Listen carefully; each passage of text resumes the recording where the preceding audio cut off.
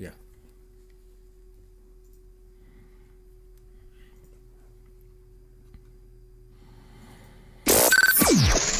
We'll do it live! Fuck it! Do it live! Welcome to the Mouthpiece, episode 62, year 2. Today, we're going to talk about Super Bowl. We're going to talk about Daniel's challenge is over and done with. We're going to talk about my week playing poker for the first time in months. And we're going to take your phone call segments. Whatever you want to talk about, the Mouthpiece is next.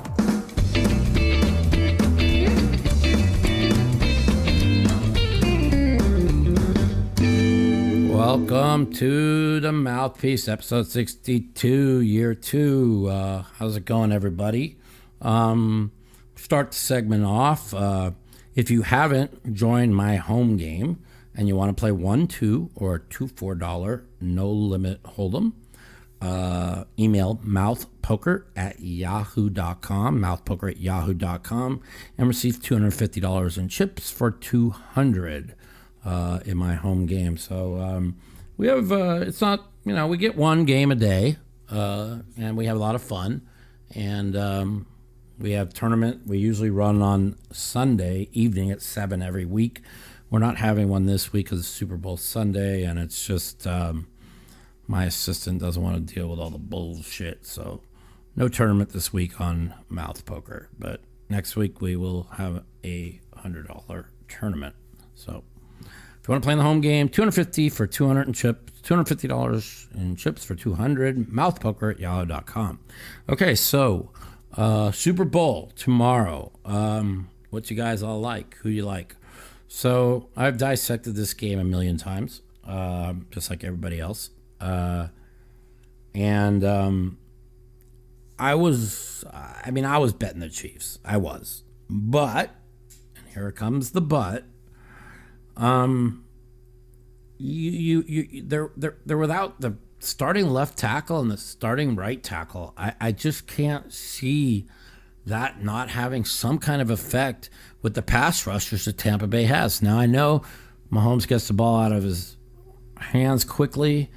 I just feel like it's gonna make a difference.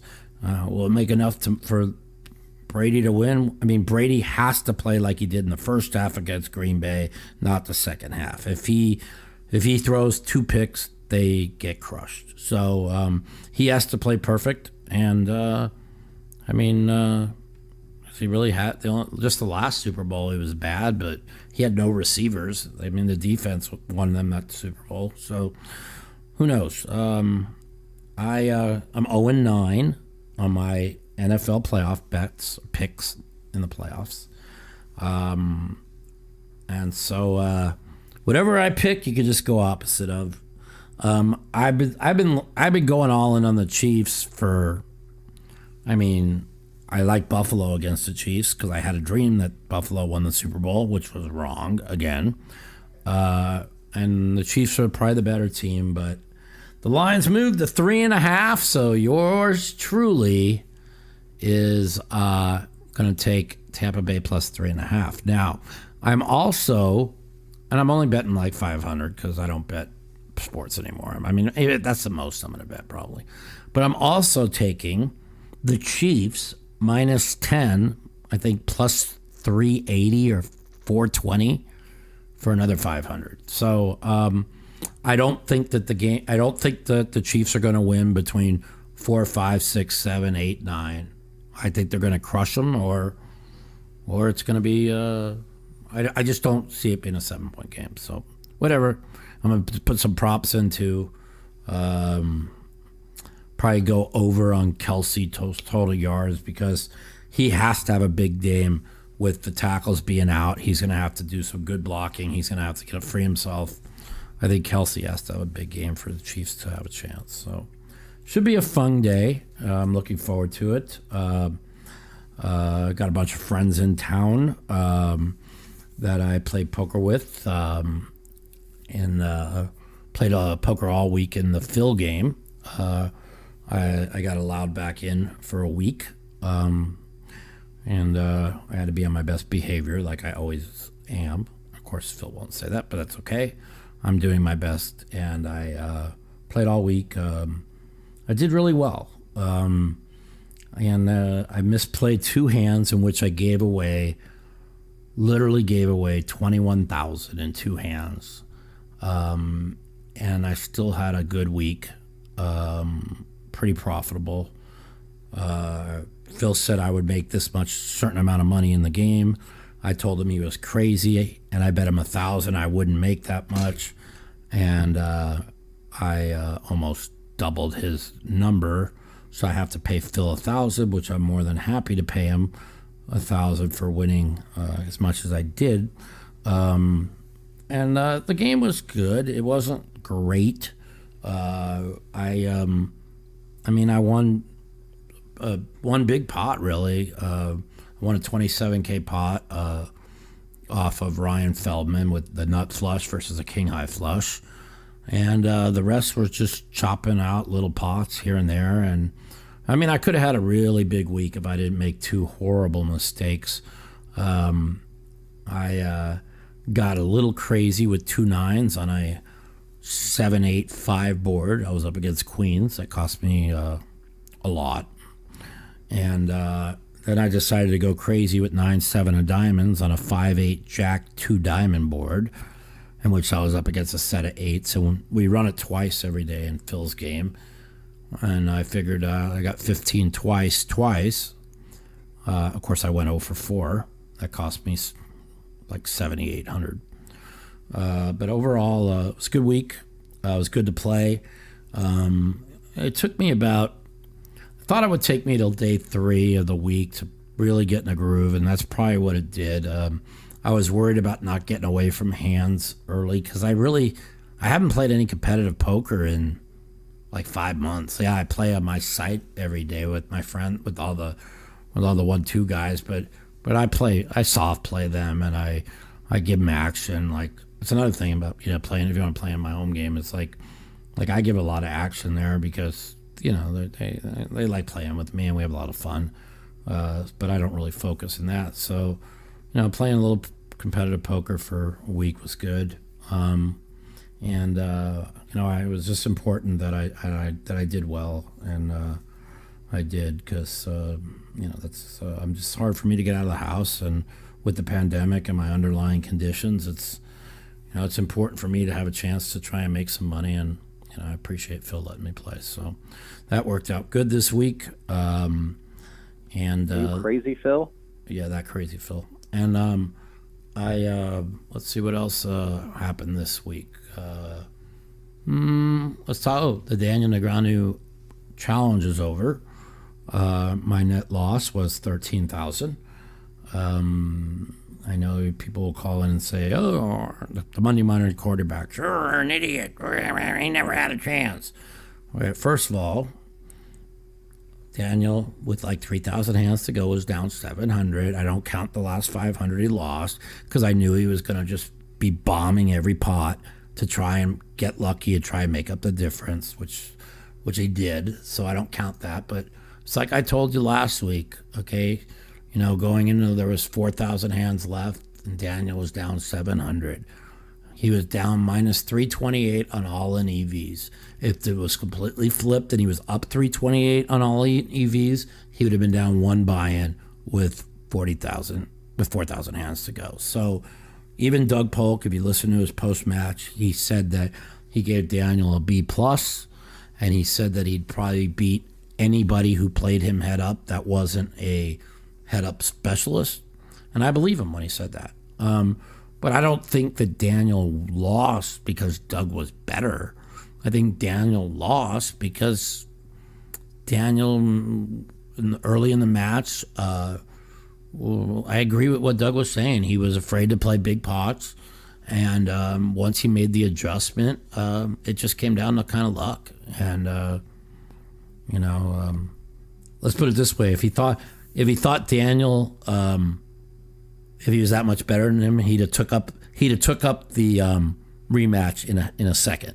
Instead, he declined the rematch. So that's all you need to know. So for all you people out there thinking that Daniel was completely outplayed, it just wasn't a fact. Now, that's not taking anything away from Doug. I think Doug, from what I watched, was the better player, but not only because of his experience. I think Daniel did a lot of good things. I think Doug did a lot of good things that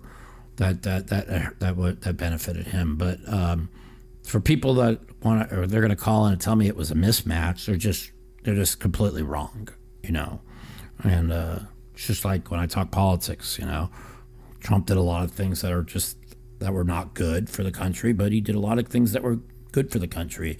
And if you just want to just go out and say, oh, Trump was the worst president ever, he did nothing good for the country, you're just wrong, okay?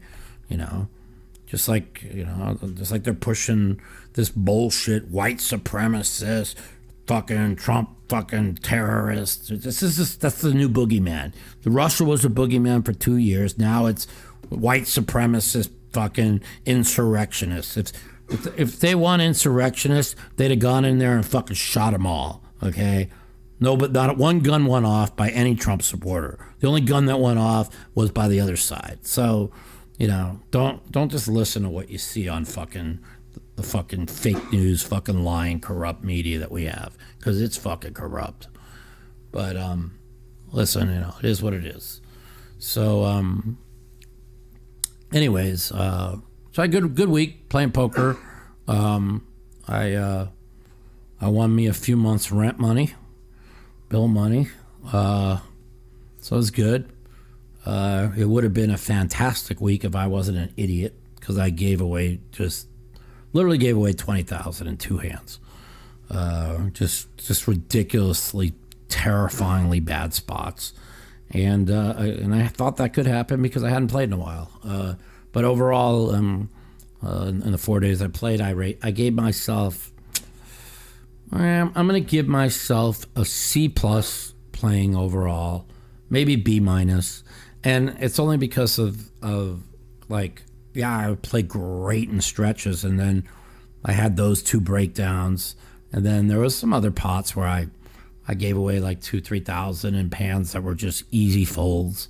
And again, that's where I thought I was going to struggle. I thought I'd really struggle getting away when I was put to in certain very big decision spots.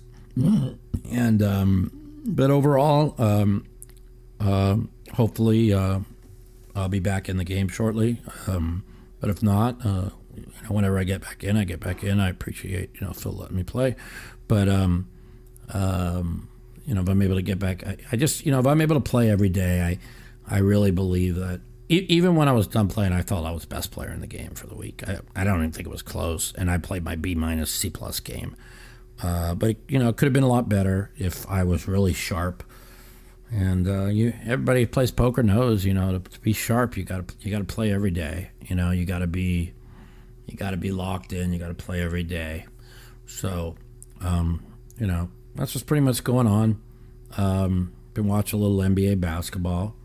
The rumor has it that the Cavs might buy out Andre Drummond, and he's going to sign with Brooklyn. If that happens, the Brooklyn Nets will win the NBA championship, because they got nobody they have they got no inside to stop anybody inside. They're small as hell. They can't get a rebound.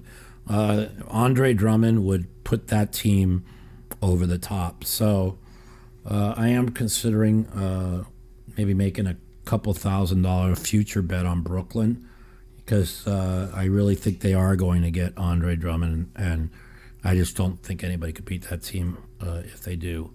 But we'll see. We're watching the Vegas Golden Knights. Unfortunately, this week the team had the coronavirus, so we didn't get any game action. They won last night 5-0. They definitely look like the second best team in hockey. I felt going into the season they were the second best team in hockey, maybe, or the third, depending on. I think Colorado firepower offensively and defensively is the best team, but they have no goaltending. I do not believe that Colorado could win the cup with Grubauer and Francis as their goalies. Vegas has the best goalie tandem, but But Tampa Bay, they're 9-1. They're the defending champion. They've been the best team for 3 years. They're going to be tough. So I think Vegas will play Tampa in the Cup Finals this year. It should be interesting. But I've been watching a little bit of hockey. This week I just dedicated to playing in the poker game this week. Like I said, and I played. I played 8 hours a day, sometimes 10 hours a day. I put in 40 hours this week. So I worked hard, for my money, and I did go well. So that was a good week. What we're gonna do is we don't have any guests today because everybody's in town for Super Bowl weekend or out of town and partying. But we'll have a guest next week. I'll be advertising that this week. Who we're gonna have? I've already talked to a few people.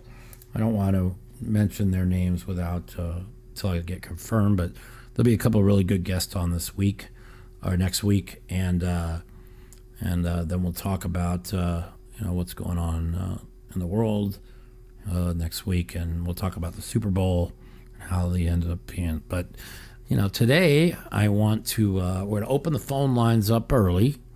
We're going to see what people want to talk about. Probably Super Bowl.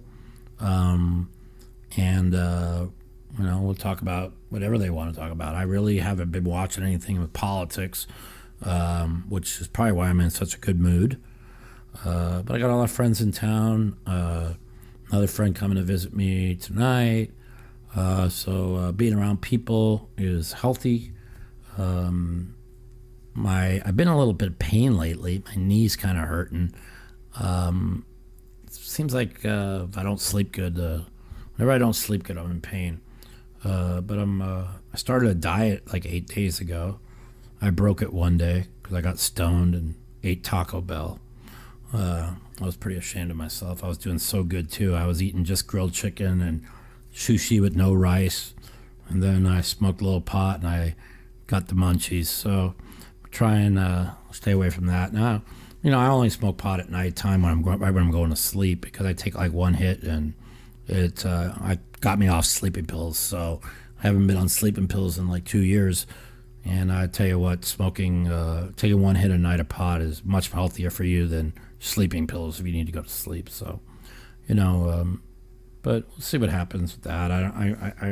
It'd be nice if I could sleep and I wouldn't even smoke pot. Because I don't even like doing that. I don't smoke pot to get high. I smoke pot to go to sleep. So, anyways, let's open up the phone lines, see who wants to call in today. Let's do it. The Mouthpiece. If you'd like to take part in our phone call segment, you can give us a call at 702-329-0480. And if you're a snowflake or a pussy and you don't want to talk to me, you can email me at mouthpiecepodcast@gmail.com. Also, follow me at the Mouth Matiso on Twitter for times that our call-in segment will be live. 702-329-0480. Call in live, whatever you want to talk about. We're here. We want to hear what you have to say today. Call us, 702-329-0480. What's up? Welcome to the Mouthpiece. This is Mike. Hey, Mike, this is Ricky. What's up, Ricky? What's going on? Where you from? How you doing? I'm calling from Jacksonville, Florida. What's up? Oh, good place to be, man. Not much, it's raining man. and cold right now, so. Yeah, I heard it's supposed to be raining for the Super Bowl, they said. And it's supposed to be like wind. Now, who's that's going to favor Tampa Bay too, right? I don't know because I'm staying at home. I caught COVID last year, and it cost me my job, so I'm not going anywhere until I get vaccinated. Yeah, me neither. Yeah. Well, look, you've already had it, so like the chance of you getting it again are like 1 in like 10 million. So I don't want to get it because I don't want to get sick, but I wish you don't want it. Trust me. I've had 2 friends that have had it, and now they could go out wherever they want and not have to worry about getting it again. I mean, it's possible to get it again, but it's very, very, very few and far between. But whatever. But yeah, you're smart. Well, if our gutter trash piece clueless governor has his way, we'd all be dead. Yeah. Well, I think he's clueless, and I think he's the best governor in the United States. So that goes to show you what I think. I mean, he's gotten more people vaccinated than any other state in the country.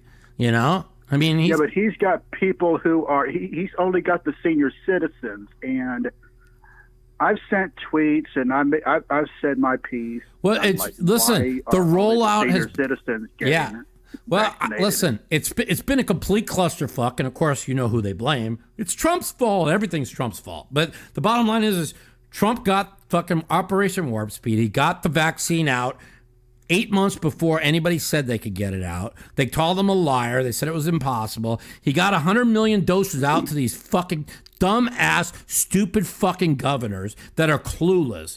And if you think because DeSantis is bad, you could see the fucking the moron that we got here, fucking Siciolac. He's as clueless as can be. Gavin Newsom's the absolute worst in California. And I mean, I was driving by the airport like a week ago, and on both sides, driving to this restaurant and driving back in the airport bypass, it said, "Vaccinate Nevada, you idiot, Siciolac," in big lit up billboards. So if you think DeSantis is bad, I mean, this motherfucker here, he's completely clueless. But whatever. So, Mike, I got a question. Sure. Have you ever played at the Jacksonville Best Bet during the WPT when they first opened that particular tournament up? I did not. I played so right before my injury, so I got my injury in 2014, but I was down there in 2013. That was right after they changed the $100 buy-in laws in 2012, I think it was. And so I played at the Hard Rock. I played in a cash game, 1,600 mix. I made like 180. And then I finished 51st in the tournament on one bullet. But that was a tournament that Bonema was in 11 bullets and got second for $1 million. And that's why I'm so against rebuy, so re-entries. I'm like, they had literally satellited like 240 people in that tournament. And how'd you like to have to bust Bonema 11 times? You know, you see a guy get rebuys and you see a guy get a scam, by the way. It's a scam. It's not real poker. It's so unfair. Tournaments are to equal out the playing field, okay? And when they start giving re-entries, all it does is favor the good players, you know. And they have unlimited money. Rich, they'll stick it in all 40%. They'll stick it in 38%, trying to get lucky and double up to get a stack. And it's just not. I'm very against it. So it's something that needs to be fixed in poker. So would you consider coming down here to Jacksonville and playing in the WPT? I'm not sure if they still have that particular tournament going. I haven't been to the poker room in about 2 or 3 years. I'm in the midst of signing a deal where I'm going to go tour all these new poker clubs in Texas. That's right now. Texas is going to be the poker capital of the world because they have legalized these poker rooms. Now you're not allowed to take a rake. What they do is they charge everybody like $40 or $50 to enter, and you can play as long as you like. And so they're packing these rooms, and I'm going to be in the middle of doing a contract with a guy where I'm going to hit about 6 places in Texas, and which they're paying me to show up, and they're giving me buy-ins to the tournaments, plus giving me hotels and stuff and airfare and everything. So they want to start doing it in April. I told them I'm not doing it until I get the vaccine because I have underlying conditions that I can't afford to get sick. So we'll just see how that goes. Yeah, I have health issues myself. Some of them were brought on by my first bout with COVID. But if you ever get a chance to come down here to Jacksonville, Florida, and we got 2 poker rooms. We have one in Regency Square and another one in Orange Park. They call it the Orange Park Kennel Club. I've been to the Kennel Club in Daytona. I've been to Tampa. I've never been to the Jacksonville one that I can remember, and if I was, I just don't remember it. No, it's possible I have. If you get a chance to come to the one in Orange Park, the one in Orange Park is way better than the one in Regency. Yeah. Not that I'm not complaining about the fact that I've never won a game at the poker room at Regency, but if you take a look at both the indoor structure and how how everything is set up between each room, then the one in Orange Park is way better than the one in Regency. Gotcha. The food is better. The women are better, but you didn't hear that from me. No, it's all good, man. Listen, I so mean, one more question. Go ahead. Yes. One more question. What are your thoughts on the Doug Polk versus Daniel Negreanu? Do you think that they could have waited until everything could have been televised, or do you think that... I got the heebie-jeebies. I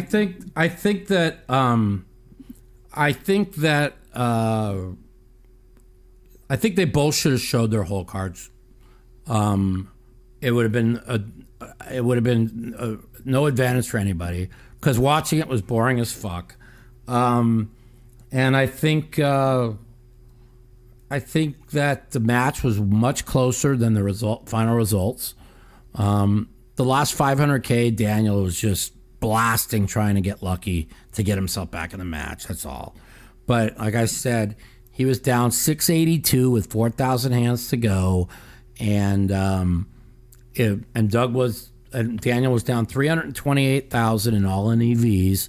If Daniel was up 328,000 in all-in EVs instead of down 328 in all-in EVs, Daniel would have been down 40,000. So for people to think that Doug crushed him, they're wrong. Even Doug said it. If you listen to his post-match 50-minute thing yesterday, he said he gave Daniel an overall grade of like B+. He said that he'd probably beat anybody head up except for people that have played head up for a living. So, he gave him a lot of respect, and he even said the match is a lot closer than people think, and it was, So people think that it was just this big mismatch, it just wasn't, So it just, it just sucks that with 9,000 hands to go, Daniel was only down 480,000, and he won 5 days in a row, and I really felt that he was going to get. I thought he never got closer than that, and I was a little disappointed. I mean, I ended up putting another 1,000 on him with 8,000 hands to go because I saw them swinging. They're swinging like 300,000 a day. I mean, Daniel wins 2 days in a row. He's out in front. Then maybe he changes his strategy, starts limping buttons, and cuts the variance down to where he's in the game with 1,000 hands to go. You know what I mean? There was a lot of things. Yeah, I was disappointed too. They could have televised it. They could have waited until it was safe to televise it. It was hard to watch on the channels that they were streaming on because you got these idiot people trying to call the action, and they're clueless as to what they're doing. So I mean, that kind of ruined it. I mean, watching some of these people, I'm like, some of the things that some people would say at times, I'm just like, what planet are these people watching in poker? Like I can't tell you. I'm not trying to brag or anything because I don't do that. But I'm just given this God-given talent where I'm able to see things people don't see. I don't need GTO to tell me. I have instincts, and like there'd be like 10 times Daniel would call on the river, and I'm like, don't call your beat, and all 10 he was beat. Then there was times that I said to myself, don't call here, Doug. If you call, you're beat. And all 10 times, like, Doug would call, he'd be beat. And it's like, you can't teach that. You can't teach instincts. And if I decide to go out of my way and learn all this fucking GTO bullshit, which to me, I don't even know if I need, but let's just say I do it just so I know what other people are doing. I mean, I could end up being the best player in the world again because my instincts, I'll take my instincts in card reading over any fucking body in the world. And that's just what I am, and I'll take that. Now, am I as educated as they? No. I mean, I've never even ran a sim. I've never ran a sim in No Limit Hold'em, and I'm being honest. Like, yeah, we got to get going. I never ran it, but I think I won like 90% of my sessions over the last like 2 years. So I don't need a Sims. I'm gifted. So, with that said, we'll see what happens. So I appreciate the call, and I appreciate. Alrighty, I appreciate the talk. You're welcome. Have a good one. Have a great weekend. Later. All right, thank you. Bye. Yeah.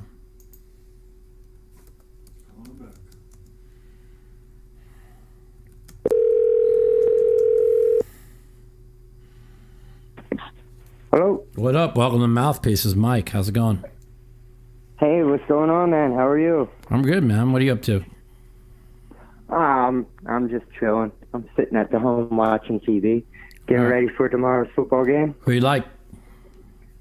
Well, don't be upset with me, but my favorite team's a high school football team, the Philadelphia Eagles.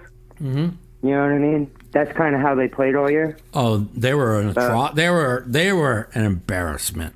That was they were. My friend, my agent, Rich Belsky, is a diehard. He's a diehard Eagle fan, but do I think that they should have fired the coach? I don't. Okay, I mean, the guy won him a Super Bowl. He got him to the playoffs with 3 straight years with an injured quarterback. I mean, here's the thing is this about the Eagles, right? Yes, Carson Wentz was terrible this year. But, it's so amazing how everybody's throwing him away. They forget the last 5 games of the season last year, he played at an MVP level to get them in the playoffs, and then he got injured, so he couldn't play in the playoff game. This guy, Carson Wentz, has literally brought them. He had an MVP season the year they won the Super Bowl. They won't give him the credit, but they don't win a Super Bowl without Carson Wentz.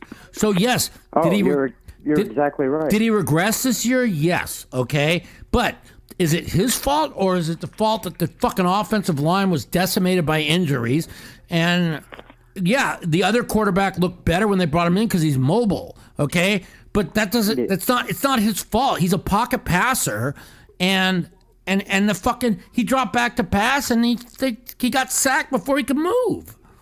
Well, see what a lot of these left-sided Eagle fans that are bashing Carson Wentz, which is so ridiculous. I mean, you're bashing this guy because he turned the ball over a lot. Well, hello, Peyton Manning, who is one of the best quarterbacks to ever play the game. Yeah. I watched this quarterback shred my defense for years. Right. And he had seasons where he threw over 20 interceptions. So, they don't look at the big picture. And you know what? It sucks. I think this week we're going to hear some very bad news that Carson Wentz is either going to go to the Colts or the Broncos. He's going to the Colts. He's going to the Colts. He's going to the Colts. That's where I think he's going to go. No, he's going to the Colts. You know what? There's no way he's not going to the Colts. They're all going to, just like they ran Andy Reid out of town, they're going to fucking regret running Carson Wentz out of town. You mark my word. Yeah. Andy Reid, I mean. Andy Reid's now the best coach in football, okay? And he's adapted. I think the problem is, if you really look at it with the Eagles, it's Howie. He is, first of all, in 59 draft picks, he only has one player go to the Pro Bowl. That was Carson Wentz. So, First of all, I don't know what's going to happen in the draft. I'll tell you my point.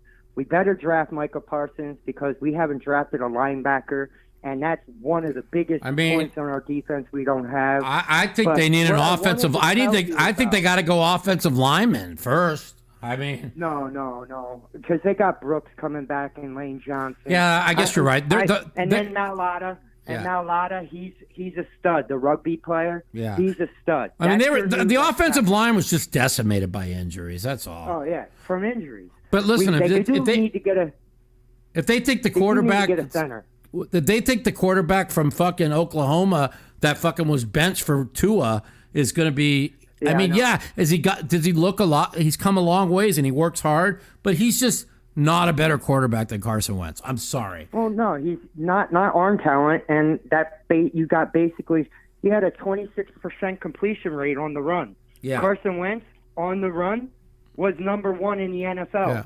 Well, with his horrendous year. Look at it up. It's crazy. And here's the thing about the Eagles, right? My friend told me when Carson Wentz tore his ACL and then they gave him all that money, he said that was a waste of money because Carson Wentz, one of his biggest, he was a great pocket passer, but he was able to escape and get out of the pocket and run. And it looks like he's just slowed down. It just looks like the ACL. But I think he's going to play with a chip on his shoulder. I think he's going to be good. I think that Reich knows he was so great with Reich as his offensive coordinator.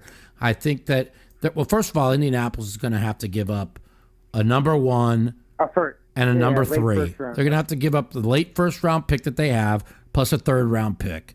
And I think I don't know what the Eagles are going to do. It should be interesting. No, neither do I. But what I wanted to call you about is because you kind of jumped with this Brooklyn Nets stuff. They can get whoever they want. That defense, who's terrible. Coming out of the East is the Sixers. I'm telling you. I agree with you. I'm with you. The Sixers are coming out of the East. I agree with you 100%. That look how well Daryl Morey put this team together, right? He fucking what the GM last year was so bad. What did he do? He surrounded them with shooters, right? He put in and defense. He brought Dwight Howard in defensively. He got Danny Green, who's a phenomenal on-ball defender, right? And they brought Seth Curry in, and now you got people who could shoot around a playmaker like Simmons and Embiid. I mean, right now, Embiid is 6.5 to 1 to win MVP, and it's going to be him or LeBron. He's the best in the NBA right now. I think it's him or LeBron. Well, no. Don't get that wrong. LeBron's the best in the NBA every year. If they really if they want to give out the MVP, LeBron would have 18 of them. Okay, the guy's the best player that ever fucking lived. They could take their Jordan. They could take. I've watched them all. This motherfucker is the best that ever lived. He's been to 10 finals in the last 11 years or whatever, 9 out of 10 or something. Come on. Dude, he brought that. That's why. They changed out half the team 3 years ago. They changed out half the team at the trade deadline. He got him to the finals. LeBron is so good. But I do think. Well, you're seeing a mature Embiid. Absolutely. He's what, 27 years old? He's not even 27. He came into the league 6 years ago. He came out after he had the one season, then he took the one season off. So he's like 26, right? He's coming into his prime. He's 27.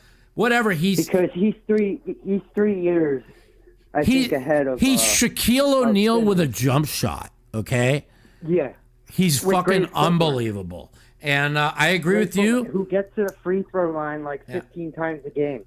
But you can't beat a team like that. I agree. But if they get Andre Drummond, okay, they have nobody They have nobody that could rebound the ball right now, and they have no defense. I'm going to tell you this: what's going to happen is the Sixers are going to hit in a 7-game series. The Sixers are going to hit the Brooklyn Nets with the 2-3 zone.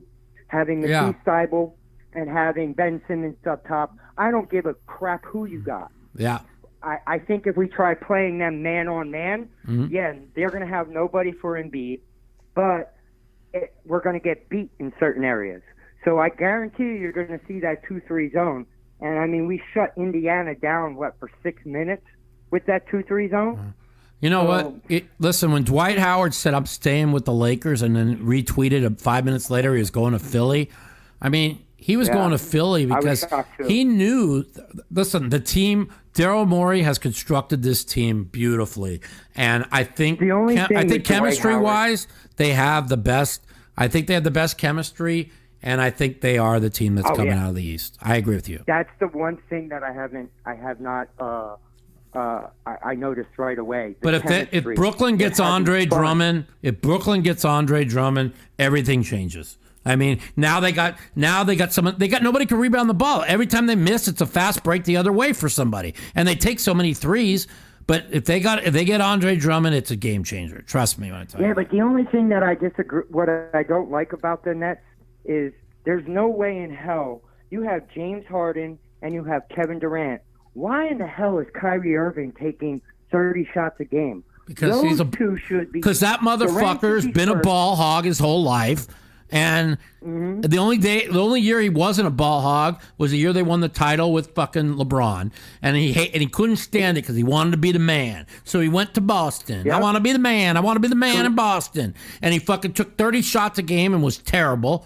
And they were better when he was not in the game. And then he's like, I want to retire. Boston said. And then he ran off like a pussy. He's mental. The guy thinks the earth is flat. That's all you need to know. You don't need to know anything else.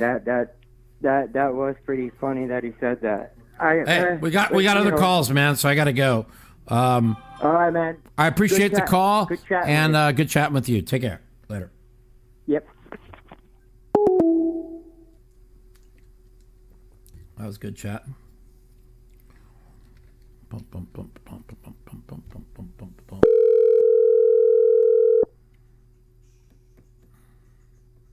Hello?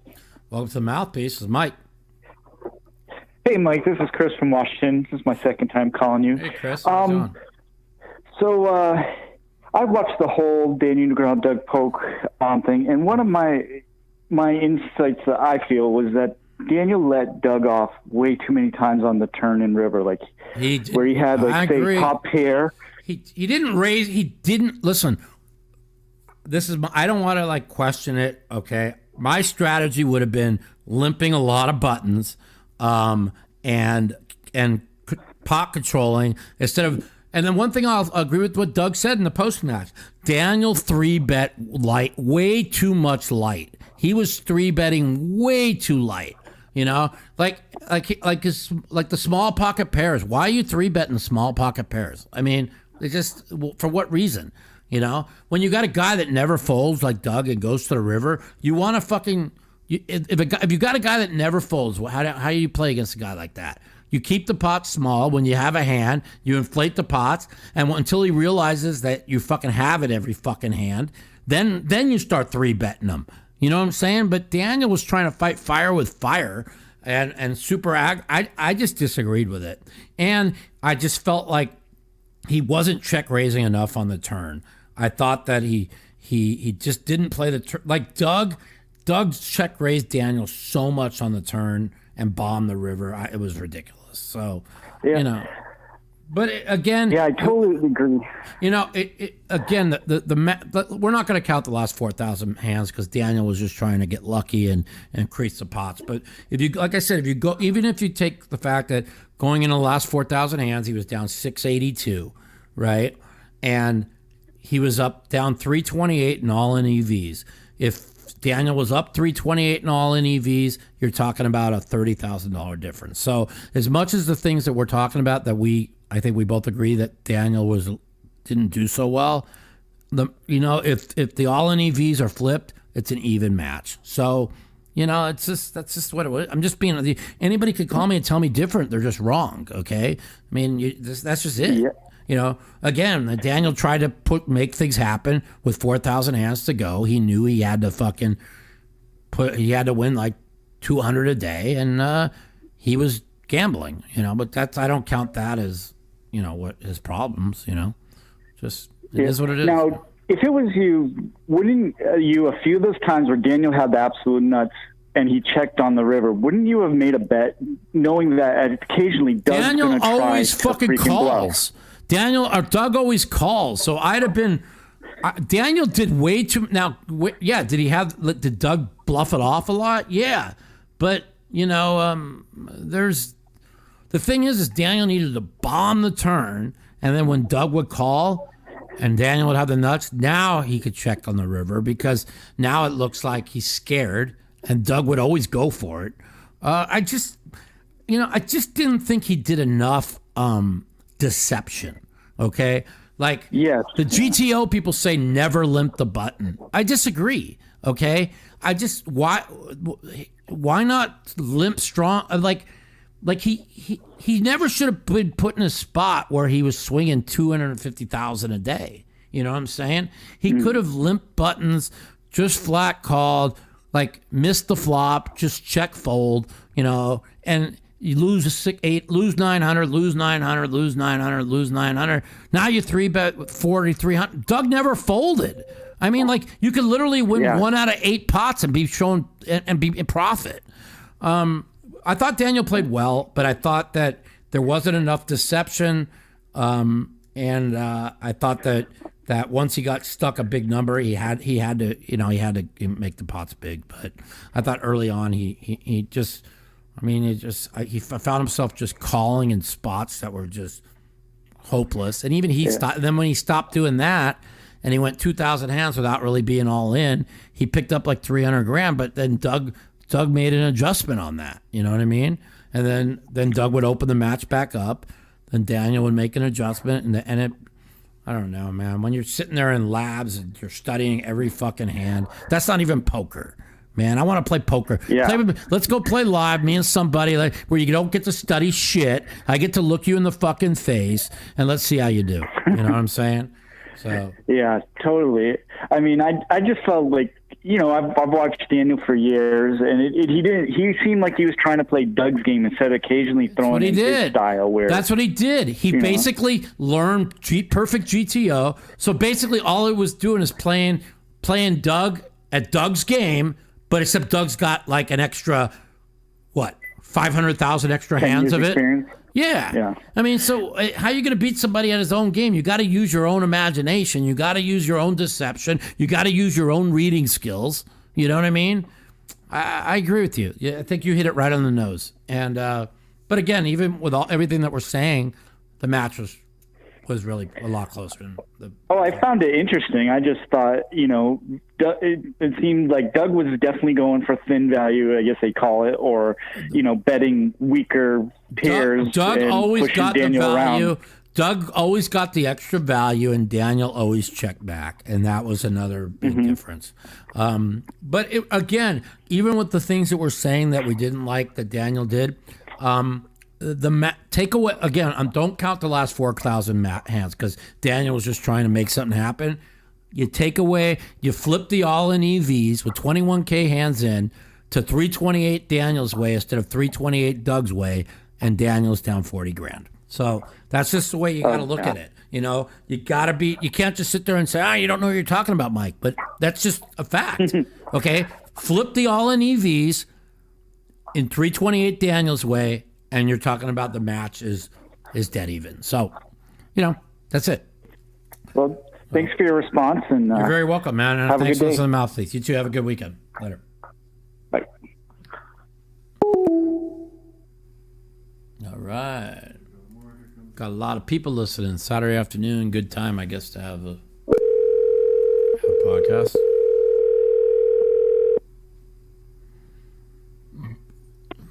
Hello. Welcome to the Mouthpiece. Is Mike. What's up, bro? It's Gypsy Frank. How's it going? What's up, Gypsy Frank? How you been, man? Not bad, bro. Just chilling out. Yeah. Who you got in the Super Bowl? Been playing.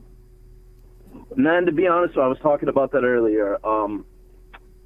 It's tough, but I guess I'd have to bet with the home field advantage and shit. I'd have to. Now that it's 3.5, they're gonna get my money too. I was gonna bet the Chiefs, yeah, that but makes a huge difference. And you're talking about 3.5 on the road, so they're basically saying that they're 6-point favorites over Tampa Bay. Exactly. I don't see that. Yeah. I mean, you're talking about a team the last 8 weeks of the year didn't win one game by more than 6. Matter of fact, the only game they won by more than 6 was against Buffalo. And that's because the coach from Buffalo's an idiot kicking field goals every time he's at the 2-yard line. I mean, if the fucking Buffalo guy went for it on every 4th down at the 2, I don't know if they win the game, but they'd have had a chance. I mean, they acted like, I think we'll just put our defense out there and we'll just stop the best quarterback that ever fucking lived in fucking Mahomes. Like what were they thinking? Yeah, good luck. Yeah, exactly. Good luck with that one. Yeah. So, you got any questions? What's your question for me? I wanted to ask you, some poker shit, bro. I've been playing a lot of, I got a room here in town, so you were talking about Texas and shit. So I lived in Houston recently for about a year. And I was playing a lot of poker out there. So the way it's set up is... Yeah, tell me how it works there. Entry fee. So you pay a entry fee each time. So how much? You get like a yearly membership to the joint. Well, it's $20 to walk in. And the yearly membership is what, $1,000? Yeah, probably something like that. And Yeah. then you could you pay $15 per hour per player at the table. Oh, so they So come it's by. kind of like a timed rake. So it's just a loophole basically. So they're not accepting. They're not taking a rake, so it's legal. Okay, so what they do is they come by and they take $15 from everybody's stack, or what do they do? No, they give everyone a card, and you can't pay for time with chips. So Oh, and then you hand them your card every hour, and they take it off of your card for $15. Well, the table you're at has a Sorry, I got my baby in the car. You swipe it or whatever, and it keeps a log of how long you're at the table, and you have an account with money on it. So it's pretty cool that way. They opened up one of those spots here in Atlanta I've been playing at recently, and the games got pretty juicy. Right. I wanted to ask you about, so I've been playing a lot of 2-5, 1-3, 2-5. It doesn't have much difference as far as the dynamic from the 1-3 to 2-5. Agree. But I realized, man, I've been playing since I was like 13, 14, whatever, online, and I haven't really progressed much in the last 5-6 years because of I guess like the quality of players I'm playing against, and I realize when I'm playing, if I'm not like in the really mood to grind, then my A game, I'm not on playing my A game. That's all when I'm of playing us. my A game, I'm paying attention to positions and Everything, stuff, combo draws. Yeah, when I'm playing my $1-2 game, I mean, I don't pay attention. I don't even try and steal from them. I mean, if they beat me a pot and get lucky on me, I'm like, I'll fuck with them and I'll say, all right, motherfuckers, now I'm gonna give you my A game, and then I just start just attacking them for a little bit. But they're my players in my home game, so I'm pretty nice to them. But yeah, if you're not focused, I know what you're saying, dude, and you got to be focused, and you got to be in the mood to play, But don't knock yourself for not progressing, It's like some people in poker, they want to get better, and they want to play against better players and play higher stakes or whatever. But my thought process is like, it's really not. It's just about always finding the best game. I had the biggest ego for years. I think around 2010, I kind of changed it. 2011, but now it's like find me the best game, whatever the limit is. It's all about making money, and you always want to be. It ain't about playing the best. It ain't about playing the best people in the world. It's about playing fish cakes. Yeah, when them guys play the 10K Aria fucking high roller tournaments every day, it's just they're just trying to see whose dick's bigger, because nobody's better than any of them. Okay, the money's going to go round and round and round, and that's just what's going to happen. So it's just in poker, it's about if you teach everybody how to play, there ain't going to be no money to be made. So it's already tough. It's already gotten really tough. So to me it was. You said game selection. Can I give you an example for a second? Sure. So I played a session last night. What I've been doing actually is so the room closes at like 2:30, 3 o'clock in the morning. So I'll actually on Saturdays and Saturdays I'll go like at around 11:30. Everyone's been drinking and whatnot. Smart. And so game selection, I played 1-3 last night instead of 2-5 because there was just a drunk moron. I hate to talk bad about him, but he had like 1,400 in front of him. And the seat opened up, and he was to my direct right. So I just abandoned strategy, like a normal strategy I would play, and I basically played 80% of my hands that he was in. When there's a drunk idiot in the game, I call their raises with any two fucking cards that connect. Like if it's 5-7 off, 6-8 off, I'm calling any two cards that connect because I know the guy's I can stack them, So that's a good strategy to have. Absolutely, that's so funny you say that. So I had 6-9. He makes it 25 on the cutoff. I'm on the button. I flop his 6-7 deuce. He C bets for like $60, was an over bet to the pot. I flat turn into 6. And he leads for 100. So it brought a flush draw, but I wasn't very worried about it. So I would have just called. I like the flat. I like the flat. I like the flat. So the river actually put me in a tough spot. So the river was a total brick. He bet 100, I flat. I'm like 800 effective at that time at the point of the river, and he has me covered. So the river, he bets out 100 again. So I'm thinking he could have 7-8, 7-9 somewhere. I would have made it. I'd have made it 300. I mean, well, he bets out another 100. I made it 275 exactly. Yeah, That's perfect. Say that. Yeah. I make it 275, and then he instantly rejams on me. Oh, wow. And I'm like, oh, fuck, yeah. Does he have 6 deuce here or 6-7? And I thought about my holdings as far as combo draws and stuff. But the thing is he's a drunk idiot. So it's like you're just going to call him. You know what I mean? But you don't like when they 3-bet you there. You're like, if the guy's not a drunk idiot, it's like you're beat like 90% of the time. Yeah, I'm like, fuck my life. Exactly. When he said all in, I'm like, fuck me. Did you win? 6 deuce 6-7, but I have 6-9, and I don't see why he would play queen 6, king 6, ace, maybe ace 6. I think you. So I'm gonna say you won. I'm gonna go on the limb and say you won the pot. Well, absolutely. So I call. He turns over 6-8, and I'm just like, great, awesome. Oh wow! So you did have a 6. So again, we were right when we said, when, like I said, when they 3-bet you on the river, it's like that's the only hand you beat. But he was a drunk idiot. Yeah, I threw open my mouth a little bit. But I can never fold him. That's not to that guy. Yeah, that's smart. Yeah, but don't knock yourself for not progressing. As long as you're playing in spots where you're the best player, it's all that matters. You know what I mean? Now, if you want to put the work in, I heard you had a baby in the background, so you probably have a new baby and a wife. You don't really want to have time. I got 3 kids. Yeah. I'm not interested. You want to just make. Yeah, you want to make the extra money and take care of the family. So I'm fine with that. It's just one of those hobbies I can't shake. It's like even if I go on a downswing and I lose 10 grand or whatever, it's like I've been playing poker for 15, 18 years and I'm not going to quit. You know what I mean? So I'd like to be able to be one of the best players at the table. Man. And I've realized a lot of flaws I had in my game because one of the games I play in, it's a weekly 2-5, 5-5. It'll either run and it's streamed. Right. And I've realized a lot of the ranges I'm putting people on are totally off after watching the live stream afterwards, and I need to reevaluate, how I'm perceiving people's images and shit. It's the most important thing. So, like when I say I play live, right? It's like I get a good image. Like people think I'm the tightest player in the world, okay? And what I do is I set my image really tight. And once I watch everybody, I watch the way they put chips in, I watch who they attack, whose blinds they're attacking. Once I'm comfortable with that, I just start 3-betting them. I start and Mike has to have it. He's so tight. And before they know it, I've robbed 30,000 from him. So, it's right, exactly. In poker, there's 2 ways to play.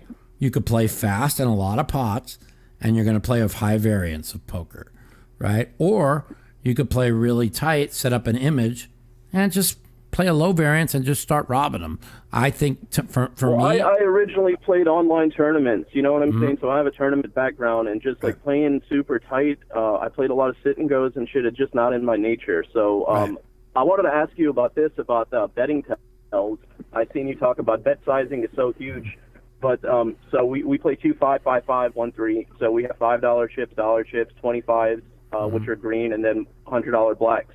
Have you ever noticed when people are the denomination of chips that they put in the pot using it as a tell? Like sometimes when they're bluffing or betting light, they'll use their red chips and a couple green instead of throwing their black chips out. It's like they only save their higher denomination chips when they want as much as people try and be fundamentally correct. Also, you'll notice people will throw their chips out forward, sideways, splash, and if you pay attention to them, most people are not paying attention. Okay, like you have the really good, like you have the robot pros that are always paying attention, but 90% of people you play with, you're gonna pick up when they're strong or weak, and I'm born with that, so I can't say you're going to, but I believe you will, and it's just a different game. I don't need GTO and all that bullshit to be a great winning player. All I need to do is pay attention to the game, pay attention to what's going on, and that's it. What's up, Gizzo? Yeah, we have a different, obviously you play higher stakes than I do, and you don't have to be a pro to beat the games I'm playing in. I think just like a number one fundamental value to realize is like people at these stakes fucking hate folding, so don't bluff idiots and value bet super thin. And you're a winner. When you got players that don't like to fold, just play tighter and just shove it up their ass. I mean, and then if they think you have it every hand, then just start bluffing them. So, that's my balance. I don't. I love the fact that the games I play and they think when I fucking put more than a lot of thought into that. If I put 20 big blinds in the pot, I have it every time. I mean, yeah. I have this old saying: if you think you're running over a good player, you better reevaluate your game because you're not. True story. Okay? So, anyways, man, I appreciate the call. Well, hey, man. Who you like in the Super Bowl? Did I ask you who you liked in the Super Bowl? Tampa. All right, Tampa buddy. over Gronk scoring the first touchdown. All right, sounds good, man. Thanks for the call. Take care. All right, cheers, bro. Bye. All right. So we are going to maybe a little bit shorter podcast today. We're going to take about 15 minutes worth of calls. Okay, sounds good.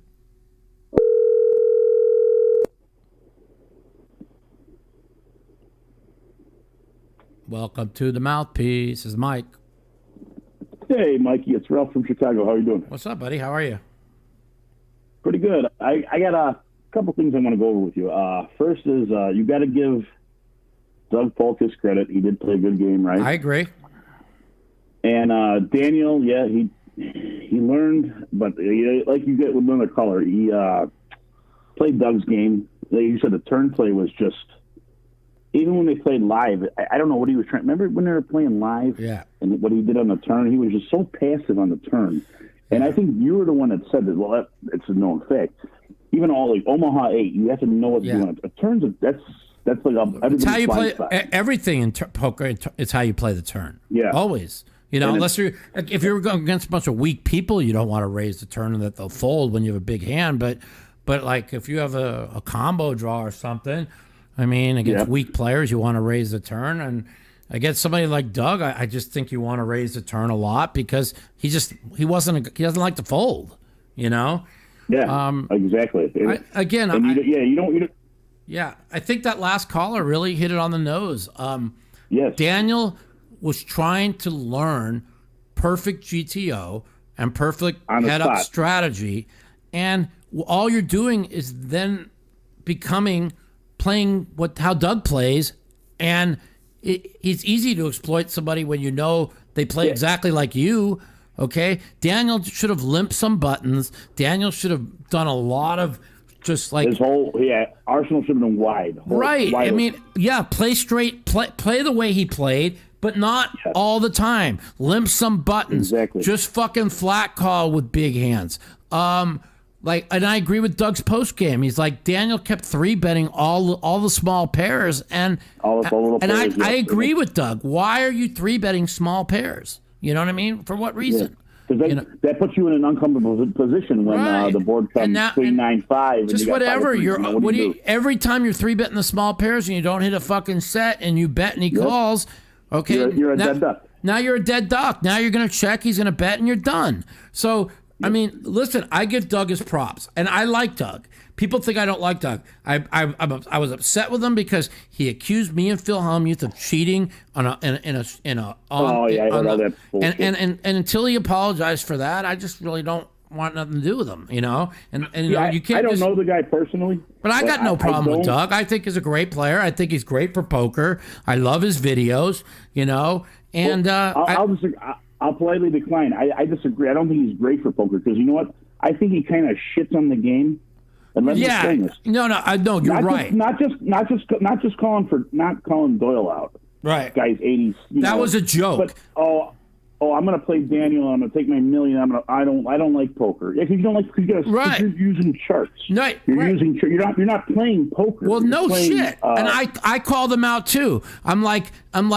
Here's a guy said all this shit. See, I didn't want Daniel to play him. I'm like, why? Why are you going to fucking, if you lose $1 million to this guy, plus he makes another $1 million with his upswing poker, and here's a guy. But Daniel who doesn't give a fuck about the poker world. When he says, I hate poker, I don't want to play poker no more. I mean, like, who wants to fucking watch somebody like that? I want somebody that cares about the industry, cares about the poker world, you know? Like, all he cares about is enriching himself and getting clicks. And listen, I agree with you on that. You know, but I'll give Douglas props. I give him all the respect in the world. You know, he's a great player. The way he plays. Because, I mean, this brings up to my next question I had. Stu Unger. Imagine giving this guy, if he was still alive, his mind, all the access to these charts. He would give him a chart. He'll memorize that thing in 3 weeks, and he'll beat everybody. Buddy, if he had, I fucking never did one Hold'em sim or chart in my entire fucking life.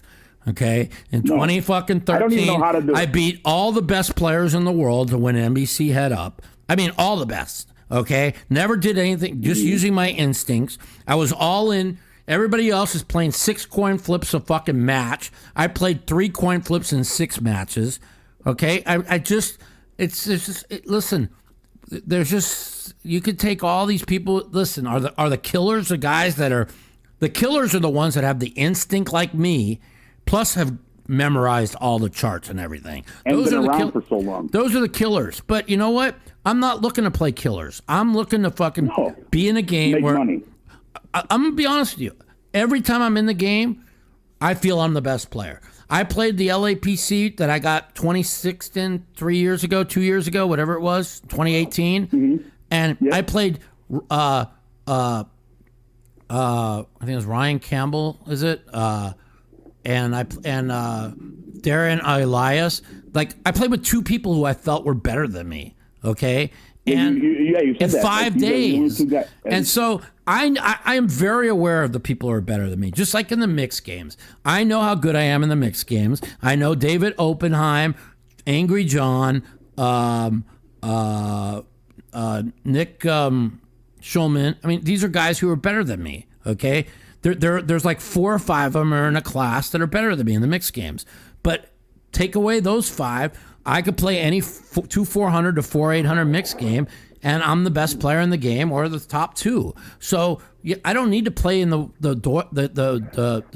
Bobby's Room 1-2000 game with 4 killers. Like you said, you're just passing money along. Yeah. So that's what you're doing, you know. Listen, if you don't know, game selection is important. This is the most important thing. If you don't know who plays better than you, then you're not a good poker player. Then you're the sucker. And this is this is the problem I have with my good buddy Phil. He thinks he's just better than everybody in every game, and he's Mr. Helmuth. He's just delusional. Okay, and is he now? You want to go to tournament poker?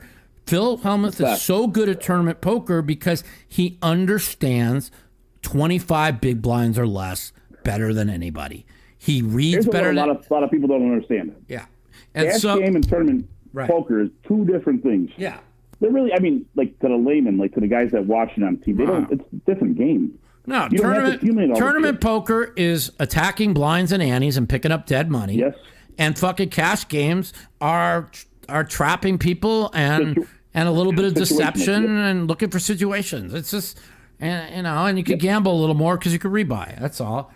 But I don't want to take anything away from Phil, but you got to know, like, who's better than you, like I have conversations. You admit that, you're in a game, like, these guys are better. Phil's the best ever. Yeah. I mean, like, but I have appreciate that mindset though. Yeah. But I have conversations that are just, sometimes he's delusional, and I'm just like, like, I mean, I don't want to make him feel bad, but he's like, oh, I think I might play Doug or Daniel for 10,000 hands. I'm like, Phil will, I don't want him to do that because he's going to get exposed for like... Doug will kill him. So will Daniel. He will kill him. But I don't want him. I want him to keep thinking he's as good as he is because, listen... He's good for the game. He's good for the game. I don't want... Listen, if Phil gets destroyed and realizes that I don't know if it'd be good for him or bad for him because I want him to put in the work because he reads so good. Yeah. If he put in the work like what all these other people are doing, and you put that with his ability, I think he'll be. But he's when you're dealing with somebody with an ego like that, they just don't. It's just hard to deal with. You you couldn't have said it better, because I think Daniel is the one. Yeah, 1.2 million. He dusted up, but how much better did he get? Yeah, how much did he learn? You know what I'm saying? Like, you're gonna ask yourself, let's see what Daniel does in the poker the next couple of years, and how much better this made him. So it's just, you're right. So this could end up being a net positive for him. So, and one more thing, Mikey. Yeah, I wanted to talk about your bowling career. I was good, man. And I know. If you had no injuries right now and you haven't bowled in a while, say you had no injuries, you pick up a bowling ball, what would you be shooting nowadays? Okay, so I got back into it before my injury in 2009 and 10. I started bowling again. Now I still have my. When were you like? Let me cut you off. I'm sorry. You shot 300 and 800, right? Yes. Correct? Yes. And what years were these? That was 1996. Oh, yeah, because equipment's changed a lot. So yeah. Well, the equipment had already changed. Okay, so what it was is I used to average around 201 with shitty equipment. Then I averaged like 208, and everybody else was averaging 220. Guys that couldn't fucking throw the ball. Now all of a sudden, because the equipment was so good. Mm-hmm. Well, I mean, just like now, like if you watch the bowling on TV, like everybody just buries it in the pocket because the equipment, the ball does everything now, you know? Yeah. Well, they do have tougher lane conditions now, but yeah, you're right. The direct ball, I mean, that's half the work. Well, I played in this tournament once where they had a reverse, what do they call reverse block? Yes, a reverse block. Yeah. My God, it's that hard to bowl on. Like, I couldn't even average 170, bro. Like, if you miss one board, if you miss one board to the right, if you miss one board to the right, the ball go in the right gutter. If you miss like one board to the fucking left, the ball would just slide in the oil. It was like it was so hard.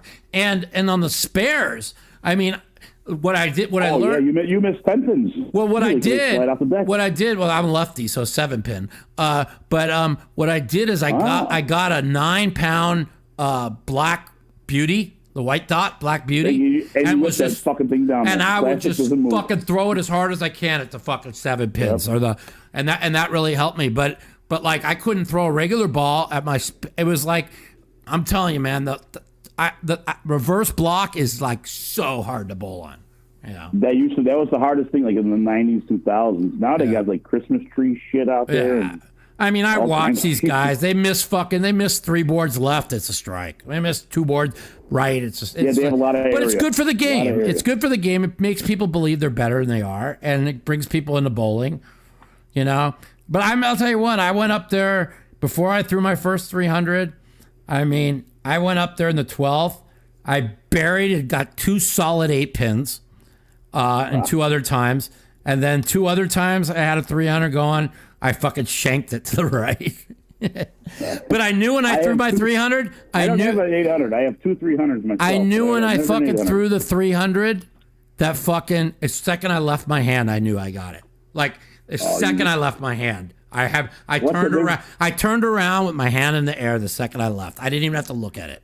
Yeah, and you felt that. It's like having pocket aces and the guy moves all in right before you. Oh, it's a great feeling when you know you ripped that ball and it's like. You know what's funny is when I got back into bowling, I was starting to get good. It took me. I was bowling every day with my agent, and I was averaging. I started off really bad because I hadn't picked the ball up in like 15 years, and I went from about a 165 to about a 198 in about 3 months. But my shoulder kept hurt. I was in pain, and I never knew why. And as it ended up, it was because I had this injury from 2008. And even when I did the bowling thing for ESPN with Norman Shad, and I brought my equipment and I bowled like shit, my shoulder was killing me. I never knew why. And I look back now and I can put it all together. So, but anyways. And one more question before I know you got other callers. Yeah. Do you remember what kind of equipment when you got back in the game, like 2009? You said, what were you throwing? Was it Brunswick? Was it Storm? I bought. Man, I wish I could tell you. I bought like 3 new bowling balls. So I used my white dot to pick up 7 pins, and I had Oh God, I wish I mean, one was a purple ball. They were really good. I had one for dry lanes and one for oily lanes. So I probably needed one more ball for in between, but I was, I got back into it for a while and it was fun, but I was just I couldn't, now that my injury, I can never do it because I can't. You got to get leverage and you got to be able to bend your knee. And my right leg is so weak. My right leg is so weak. If I went to go bowl a ball, my whole leg would go out. Who knows? I might get paralyzed. So my bowling career is officially over. But that's all right. All right, man. I appreciate the call. And who you like in the Super Bowl?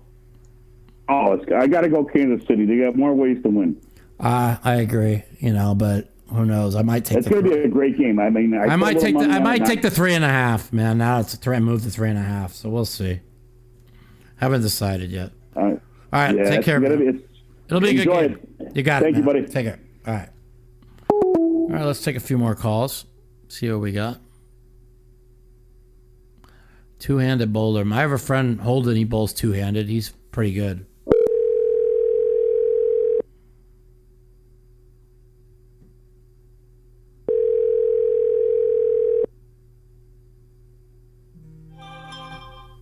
Mike. What's up, man? How you been? Who's this? Not bad. This is Don from Colorado. I've called several times. Yeah. Hi, Don. How are you? Checking in. Yeah, man. Doing well. Who you like in Super Bowl? I haven't followed up on the last couple live streams, so I was just seeing how you're doing and any word on the World Series coming up. I don't know. The World Series will happen. What the deal is. World Series will happen. You can mark that. Are you pumped up? It's going to happen 100%, 1,000%. Okay, so they have to spend $2 million to fucking put the plastic barriers on every single table. They'll do it, or even $3 million. Okay, this is a they make $100 million every World Series. Okay, the World Series will happen this year, and there's not even. I'll literally fucking bet, and I'll lay any price they want. That's how sure I'm. What month do you think? I think it's going to happen right at fucking June 1st. May? June 1st. June 1st, yeah. So, I mean, we're less than 100. We're what? First of all, you're going to have 100 million people. You're going to have 100 million people vaccinated by then, and they're going to put it's going to happen. Matter of fact, I mean, I could call the guy who runs it. I could call Maury, and I haven't talked to him. And I would know 100. He'll tell me tomorrow. I guarantee you. But I don't even need to call him. I know it's going to happen. So yeah, I'm anxious, man. I've been. The online stuff's just kind of getting to me. And, I mean, me too. I mean, all the faces and the smells and the tables and the environment. You can just taste it almost. You know what I mean? The whole get together for the World Series is just. That's the thing, man. I miss the camaraderie. I miss the people. I've literally been in prison for fucking almost a year now, like home arrest. Now everybody gets to know what all those people that get put on house arrest do. This is what the whole fucking world's been put on house arrest for the last 9 months. No shit, right? So brutal, man. So how you doing personally? You holding up well with your health? And you playing at all, or what? My knee hurts today. When I don't sleep well, I'm in pain. But overall, I'm doing well. I haven't played much poker. Had a good week. When I play, I win. But they've kicked me out of all the private games because I won too much. So I remember that. I won a lot, and I owed $783,000, and now I owe less than $150,000. So beautiful. And I got me. No, I shouldn't say that. I'm broke, everybody. So. That's fine. That's what I have to tell everybody. Just you don't need any phone calls. They believe everything they want to say. Like I put out. I said I bet half my bankroll on Daniel against Doug. And a card player wrote an article how bad my money management is and how I bet half my bankroll on. I saw it. I'm just like, really? Are these people that stupid? I know. They really think I'm that stupid? News. That's hilarious. But what are you gonna do for? I mean. Like I know in 19, I watched all your streams for the events you played in. You gonna try to specialize in certain mixed games, or honestly, if I wasn't in so much pain when I sit in this fucking chair for my because I would stream everything. But what it is, it's not just sitting in a chair. Yeah. It's clicking the mouse. I know it doesn't seem like much, but the ligament where my finger goes right into where my shoulder is, and my shoulder gets all inflamed. And after 3 hours, I can't walk because it inflames, presses against the nerve, goes down my leg into my foot. So I mean, I did play them. I played all of them last year, and the WSOP onlines. But I mean, I was hurting, man. I'm not gonna lie. I was. Not I liked your play though, man. I mean, I played good, man. Made some interesting. I cast 12 out of 24, and I got final 10 twice. But, I know. And literally, if I hold two hands, I'm like chip leader with like 8 to go. I mean, I could have easily won 2 tournaments. And just like I said, I ain't never studied a sim. I ain't never run a fucking program. I mean, I know what I'm doing, man. I'm the same way. I'm younger than you are, and don't have quite as much experience at all. But as far as the sims and stuff, I mean, I'm successful in it part time, and just over the years, I've been playing for. Listen, I tell people all the time, if you don't have any poker skills, but you want to be a winning poker player, learn GTO. Yeah. Go to Jonathan Little's coaching site, because Jonathan teaches great online poker teaching, and fucking you'll be a winning player. You'll go from a loser to a winner, okay? But that doesn't mean you'll ever be a big money maker in poker. But you'll make, if you want to make a couple thousand a month, 3,000 a month, you'll do that. But you need talent. If you want to make, real money, you need talent. And all the fucking GTO and all that in the world ain't gonna make you a monster winning player. It just won't. And I was going to ask you a question on Doug and Daniel. Now, I guess I like Daniel overall. Doug, I've had mixed emotions about, but that's neither here nor there. I believe that not just because of the first couple hundred hands that they did live, but don't you think Daniel would just crush him live, though? Absolutely. If they would have played. Matter of fact, we were talking about it 2 days ago. He's like, he feels like I played his game, right? He's like, like, play me head up, one table, 10,000 hands, 2-400 in a rematch. Of course, Doug says no because he's a pussy.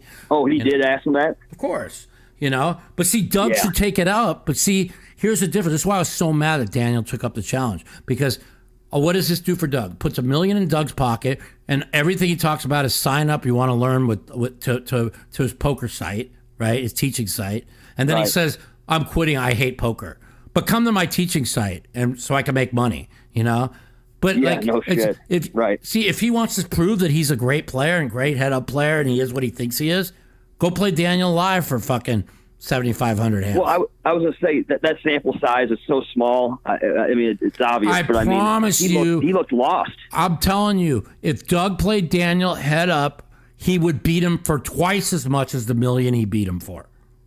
I totally agree. You could just see it in his body language. And Daniel will never ever. Daniel will make great, ridiculous folds, and Daniel will fucking pick him off bluffing every time. And you say, well, how? Because Daniel's a great instinctive player.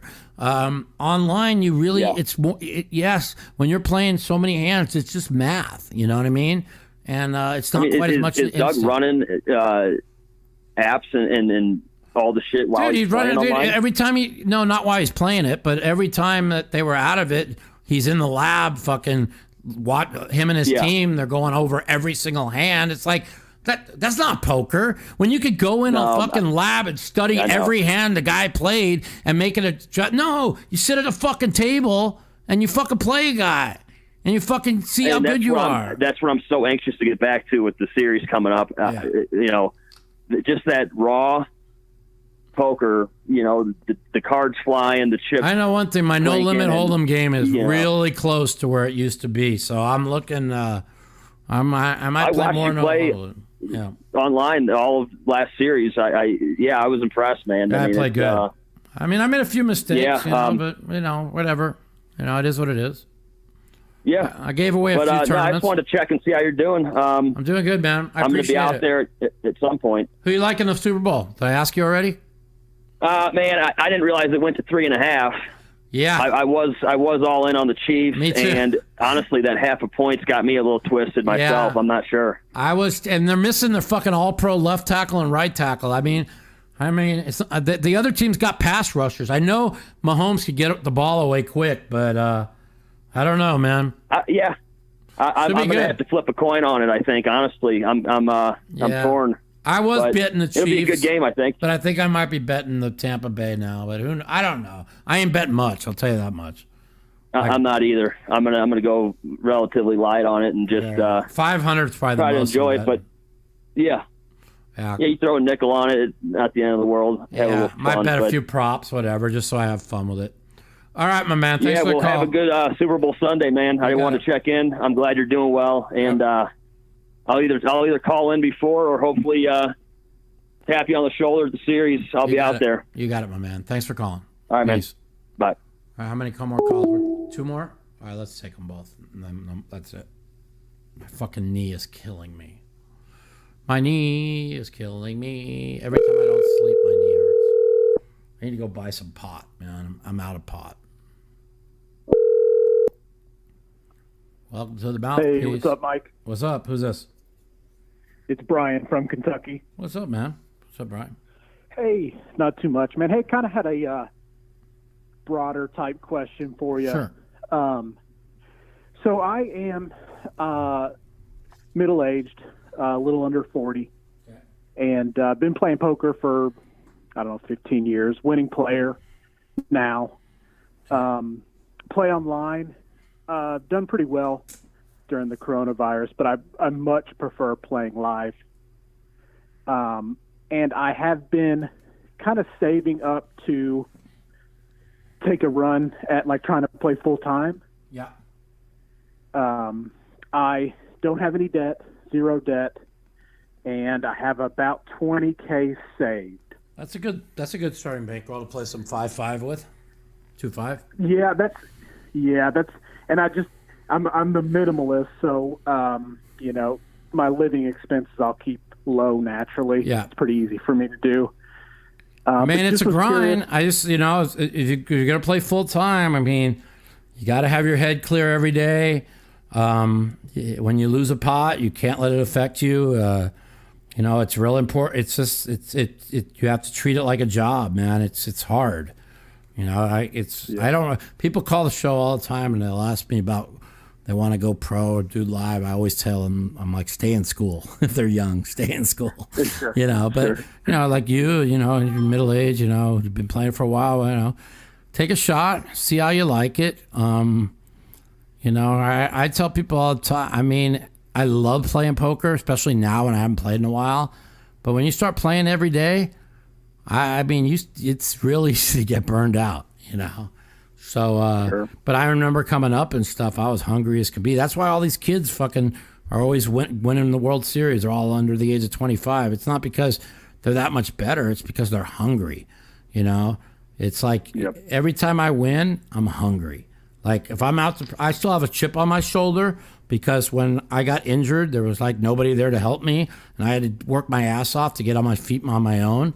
And so I have a chip on my shoulder. I'm out. I want to punish everybody that fucking wasn't there for me. So I'm going to keep that chip on my shoulder. And if I win another bracelet or two and, pick up another $1 million, maybe I'll let that chip down a little bit. But, I have a lot of chip. I have a lot of animosity, towards the World Series that some of these idiots that they put in the Hall of Fame, when I told them my fucking father was sick and he was not going to live much longer. And, I hold that grudge against the World Series because I'm going to be in the Hall of Fame. It's just a matter of fact that now that my dad's not around, I could give a flying fuck. I mean, who knows? Sure. During my introductory speech, I might walk up there and say, well, thank you all for having me. Now go fuck yourselves and putting this fucking idiot, and this fucking idiot before me when my father was alive. I don't give a fuck. Have a nice day. And I might just drop the fucking mic. But I don't know. I don't think I'll do that. But, who knows? But it does really bother me. It does bother me. And the same thing happened to Matt Savage. He wanted to be in 3 years ago when his dad was sick. And he kind of holds a grudge, too. We both are in the same spot. So listen, it's we'll see what happens, and I don't really worry about that. But yeah, I hold grudges. Not I hold grudges against people. I let everything go. But when I'm out to, I'm 52 and I'm out to prove something. So as long as I'm out to prove something, I got a chip on my shoulder. It's going to have me, let's put it this way: I've cashed 26 of 56 with 6 final tables, including 5 10K final tables. And I finished 10th in 2 of them that weren't the final table. So like I could easily have 8 final tables out of 56 events. So I want to know how many GTO fucking geniuses that play tournaments every day can say they've done that in the last 3 years. So sure. And the Hall of Fame really to me is this includes like sports, baseball, basketball, football. It's all bullshit. In poker is you should right away you should be able to hear the name and it should just be a quick yes or no. Right. I tweeted this out. I hated Barry Bonds as a diehard Dodger fan growing up. I just like I hated Pete Rose back in the 70s as a Dodger fan, right? But fucking these two, Pete Rose and fucking Barry Bonds, should be in the Hall of Fame. I mean, Barry Bonds, before he did steroids, was the best hitter I had ever seen. And when he did steroids, and people act like, oh, he did steroids. Well, you still have to hit the ball. Just because you got bigger doesn't mean you don't have to hit the ball. This motherfucker could jam him and he'd pull it over the fence. They go outside, he goes fucking triple off the fucking wall. They were walking the guy with the bases fucking loaded. Steroids didn't make him hit that good. They just made the ball go 10 feet farther. Give me a break, man. Guy's the greatest hitter of all time. I mean, if they keep him out of the Hall of Fame, they just might as well just never have a Hall of Fame. Yep. Yeah. It's just and I'm middle-aged, so, you and both Phils and Daniel and maybe even like a Tom Dwan, to me, that would be the first 5 names. This is all you need to know. This is what you need to know. I mean, fucking Chris Moneymaker, who I love to death. I had to pay him $2,000 actually yesterday or today because we bet he had Doug, I had Daniel. He's a great player. I mean, great guy. The guy won 1 tournament in his whole life. He's in the Hall of Fame. I mean, really? And that was all, and they did it on the 50th anniversary because they wanted it's all politicized. You know what I'm saying? Sure. It's like, I mean, he's not a Hall of Fame poker player, and what? Because his last name was Moneymaker, and poker blew up after that, so he's a Hall of Famer. Now, don't get me wrong. I love the guy. I love the guy. Yeah. I love the guy, but I'm just being honest. I want me to be honest. To be honest, Devilfish. People will say, well, he did a lot for poker in Europe. Okay, yeah, but Devilfish was not a good human being. He cheated on every woman he was with. He did a lot of shady things in the poker world. I mean, he has 1 bracelet, and that's it. And just because he passed away, they put him in the Hall of Fame first year. I mean, sure. Don't get me wrong. Me and Devilfish got along good. Did he do a lot for poker in Europe? Yeah, a lot of people started following. Yes, I agree. But first ballot Hall of Famer because he passed away. I mean, it's just, these are just like little things that are just, just listen, there's just a lot of politics in poker. And again, I don't care if it was, I could give a fuck about the Hall of Fame, but I wanted to be in before my dad passed away. It was something that was important to me. And now that he's no longer around, I really could give a fuck. I could give two. This is Chris Moneymaker, and you're listening to the Mouthpiece. I love Chris Moneymaker. Good man. Good man. Yeah, I like Chris too, and you were well deserving. Good man. You'll never hear me say he's a good ambassador for poker. Just a good fucking human being. Okay, so but I'm just being honest. There's just, does that mean that eventually couldn't have been put in, but to put him in front of some of the people that it's just political. It's just politics in poker, but whatever. It's all good. Yeah. Anyways, I appreciate the call. About Chris is he probably would admit it. He would admit. Of course he would. Went in Listen, him, Chris is. I'm telling you, man, Chris. We might disagree on a lot of things, me and Chris, like maybe politics wise, but I mean, I give Chris the shirt off my back. I mean, tomorrow, if Chris said I need something tomorrow and called me and I could do it for him, I would do it for him. I think he's that classy of a person, and there's not many people in the poker world that you can say that about. I know there just isn't, people think it's all peaches and cream, but there's a lot of bad people in the poker world. But Chris ain't one of them. Sure. He's a good guy. Good guy. not to change the subject, but to follow up to my first question, I previously played in Florida a little bit, loved the games down there. The games in Vegas I found to be a little tougher They are. than anywhere else I'd played. Agree. Any recommendations on if you're trying to start out? Yeah, you think Florida's a good place? I think Texas is where it's at right now. Like our last caller that called in, it says they charge $20 to get in, and then you have a card with money on them, and they just put your card in the thing, and they take $15 every hour.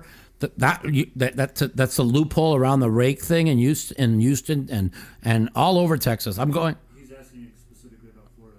No, he asked me where the best places to play. I said Houston and everywhere in Texas, Austin. I mean, I'm going on a little tour in April to like 6 different poker rooms. So you should really kind of Google these poker rooms. The action I heard is unbelievable in them right now. It's kind of like Florida when Florida first opened past $100 in 2012. So I think that's where to go right now. And Colorado, too. They just legalized poker there, too. So those are the two places that are going to be booming. All righty. Thanks, brother, man. Hey, I hope you crush it this year, and I'll definitely be listening, man. I really appreciate it. Thanks for listening to the Mouthpiece. Appreciate it. Thank you. Have a great weekend. Later. Bye. All right. One more. All right, let's go. Let's go.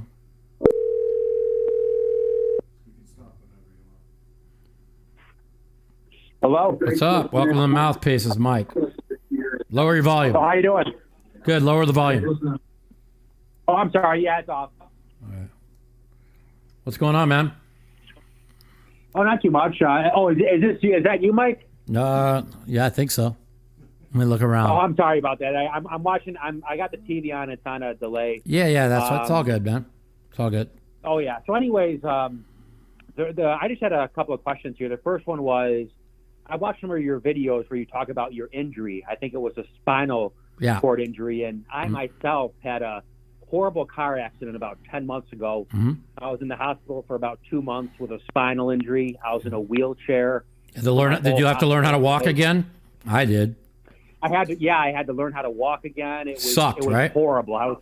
I know. Yeah, it sucks, man. And so I wanted to ask you, to what extent is your injury, and how have you dealt with it? Now I'll give you an idea where I sit right now. So I had an uninjury-related thoracic spine contusion of my spinal cord. After realizing that it was calcified for 6 years, I figured out where it came from. It ended up when Dan Blitzarian hit the gas in his race car, and I wasn't ready, and it snapped my back. And when the chair broke at the bicycle club in 2014, and I went straight to the ground, the disc almost severed my spinal cord. Now, with that saying, if my stupid ass partner would have let me report it, the bicycle club would have had to give me like $10 million, and I wouldn't be going through all what I've gone through. But unfortunately, I didn't record. I said I'm okay. I didn't put a report down, and of course, I ended up almost being paralyzed. With that said, they removed the disc that almost cut my spinal cord in half, and when they did it, I developed something called intercostal neuralgia from the surgery, which, if you go look it up, it's the pain is 3 times worse than childbirth. And I used to get these horrible intercostal attacks like 3-4 days a week. And then they put a spinal cord stimulator in 2019, and it stopped me from getting those attacks. So, yes, I still get the pain down my leg and into my foot. Yeah, when I play poker for a long time, it inflames my shoulder where the injury was. But not having those intercostal attacks gave me my life back. And they told me there's another disc that's pressing on the spinal cord. They told me that it's going to have to come out again, and I'm going to have to do that surgery again. They said within 2 years, so it's been 3 years, and the disc hasn't moved at all. I have to get an MRI every 6 months.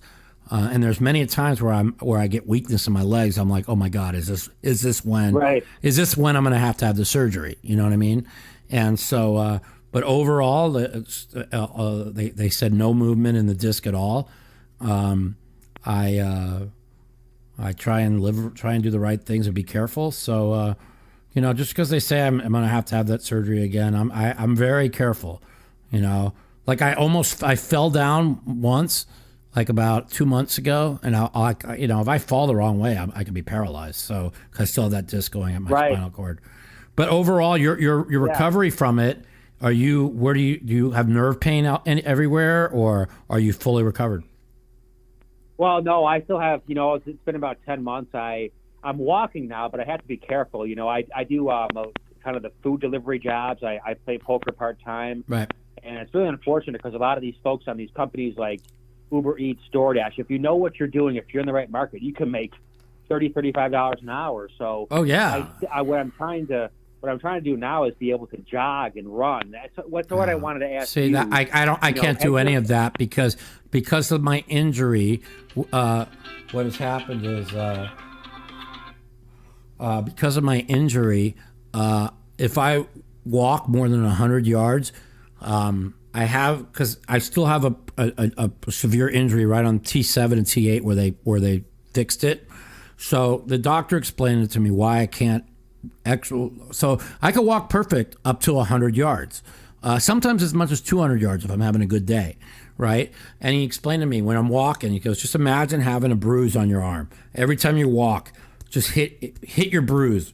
Take your fist and keep hitting the bruise. After about 20 times, what's going to happen? It's going to inflame.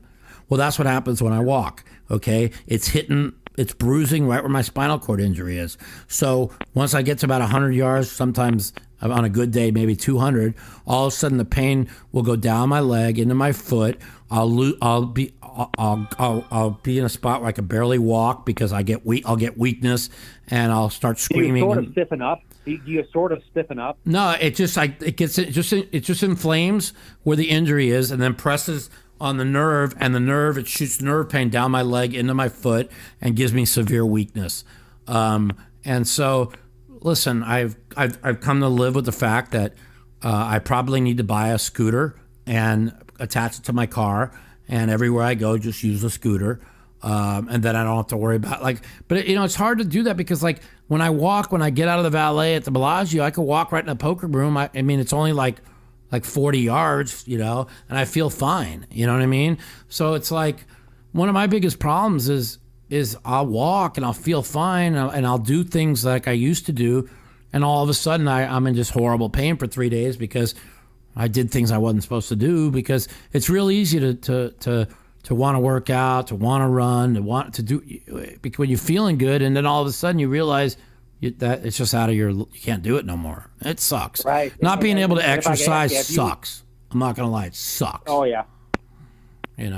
Right, and have you tried? Because I was on gabapentin for a long time. I'm on gabapentin. Now I take 600 milligrams 3 times a day. It makes me completely brain dead. Like literally fucking brain dead.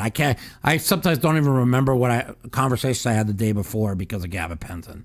So it is what it is, man. Yeah, that's a tough one. What about the medical marijuana? I've tried CBD. I don't know what I think about it. I've only done it for about a week, CBD is fucking the CBD lotion. Okay, so like my knee hurts right now, and when I I'll put the CBD lotion on my leg. It works pretty good actually. But yeah, so marijuana helps me a lot. And when I quit, like 4 months ago, I quit for 31 days, and I was in debilitating pain. And I'm just like, well, it can't be a coincidence. The second I quit smoking pot, that I'm back in pain. So I got back on smoking pot every night, and listen, I hate being stupid. Pot makes you stupid. Gabapentin makes you stupid. But if it comes down to being stupid or being out of pain, I'd rather be stupid. So that's kind of where I stand. A lot of people swear by the weed, but I swear by the weed too, bro. Get off of everything and just do weed. You know what I mean? I had never smoked weed in my life till 3 years ago. Never. I mean, I've done a lot of drugs, but I never smoked weed. And I'm gonna tell you right now, weed has really made my life much better. You know what I mean? And I want to get off. I'm still on the perks 3 days a week, but I don't wake up in pain. Now, if let's just say my perk is due at 1 p.m. and I don't take it till like 3:30, well, I'll get in a little bit of pain and my head will get foggy, but that's because I think it's more deferred pain than it is real pain. So I talked to my doctor. he says I'm never getting off the gabapentin, but he thinks I could get off the perks. So it's something that I'm working on here in the next 2 months, and we'll see what happens. Yeah, because you talk about the marijuana. I did it before my accident, but when I tried to go back to it, for some reason I would get panic attacks. My whole body would. That's how I used to be on pot. I used to be the same way. That's why I never did it. Okay, but that's because you're smoking way too high THC. You got to lower the THC level. Only smoke indica. If you smoke the sativa, you will get panic attacks. Okay, at least that's what I've had the problem with. The stuff I have now is only 0.5%. I'm looking at it right now. It's 0.5% of THC. Now, obviously, it's not going to give you the same good feeling as if it was like 15% THC. But I smoke when I just to go to sleep. I smoke about 70% THC, 20% CBD, 8% Myrcen, and I get a nice little feeling, and I'm not really high now. There's some days where I'm just like in pain. I just want to get high, and I'll smoke like the 86%, and one hit just gets me fucking high as fuck. But then I wake up with a headache, and I just don't want that, you know. But I'm a matter of fact. You say 8.6% or 86%? Well, I've smoked 86% THC, and one hit of that, and you're fucking stupid, you know. But I smoke concentrate. I don't smoke because I don't like really the smell of marijuana at all. And so the concentrate, I don't have to worry about smelling pot.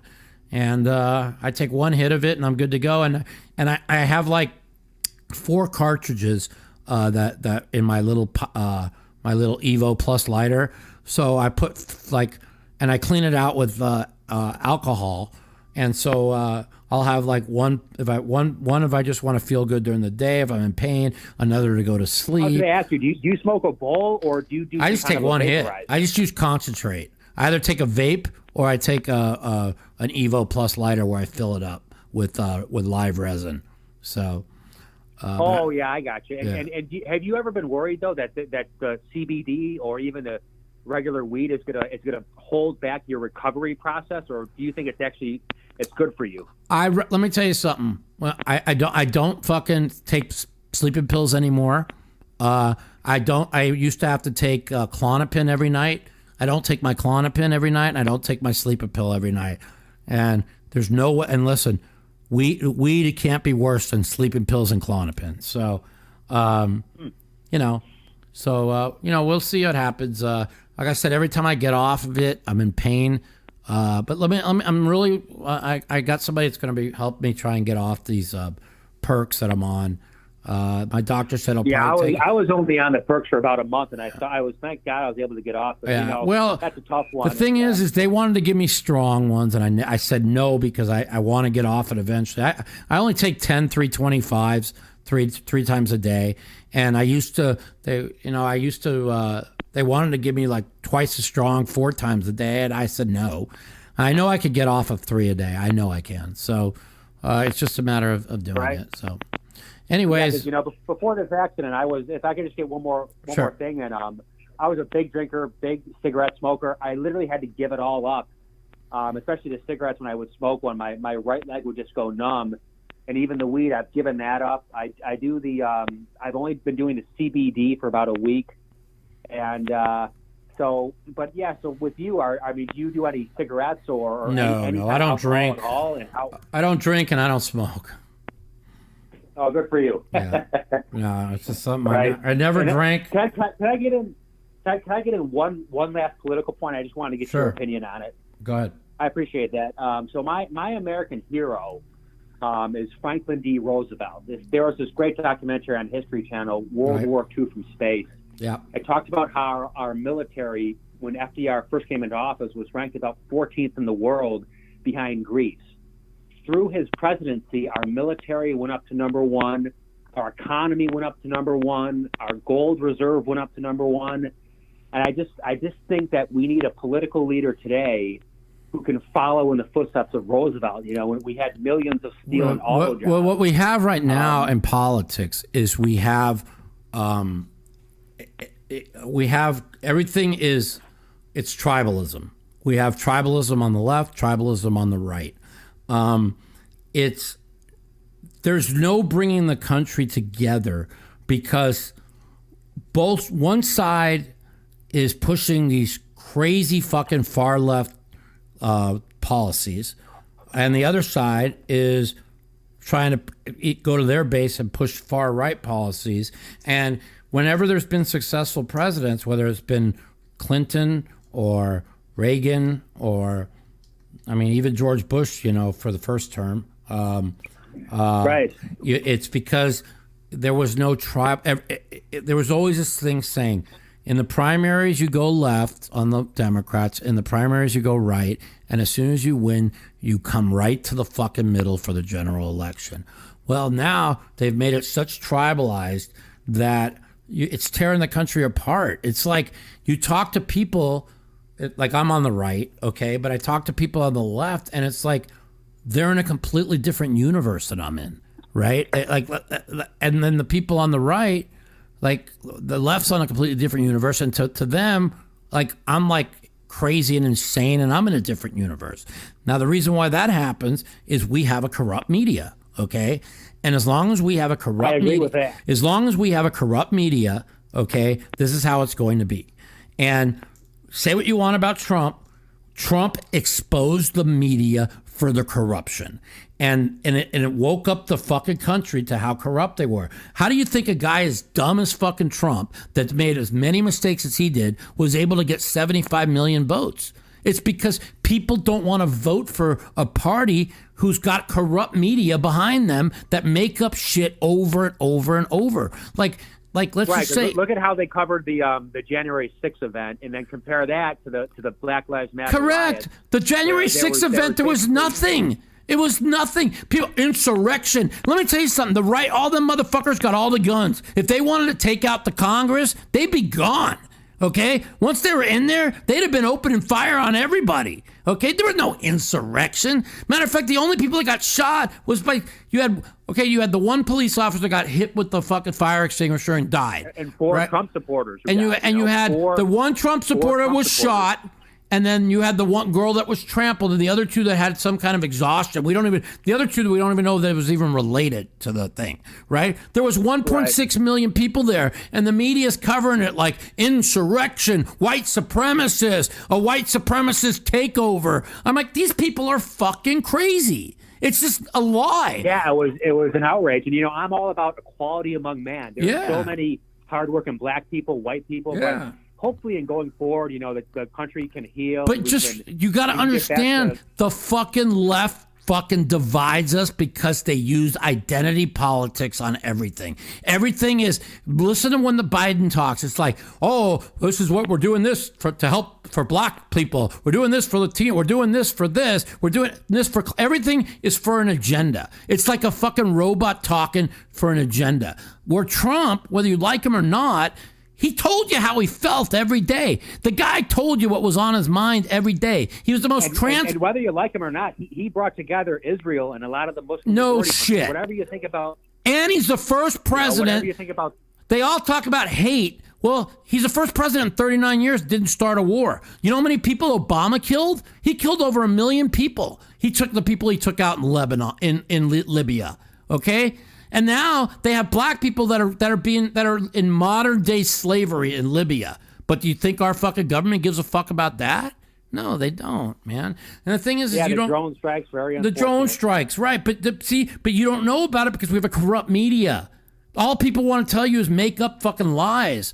And I would watch a Trump rally, and then I'd turn on fucking CNN, and they're fucking spinning this rally like Trump did this or Trump did that. And it just was never done. They take his words and they take it out of context and they spin it into their narrative and they fucking put it out as fact. And until the fucking media, to be fair, that's what when you see Fox News covering a Trump rally, usually they let Trump speak, but CNN covers the rally, and they talk over Trump. Now, I think the right does the same sometimes. They do. If Hannity's covering a correct Hillary Clinton rally or a Biden rally, they'll kind of do the same. They do. You know okay, and but the thing is we cannot for a functioning democracy, we need a fucking functioning press.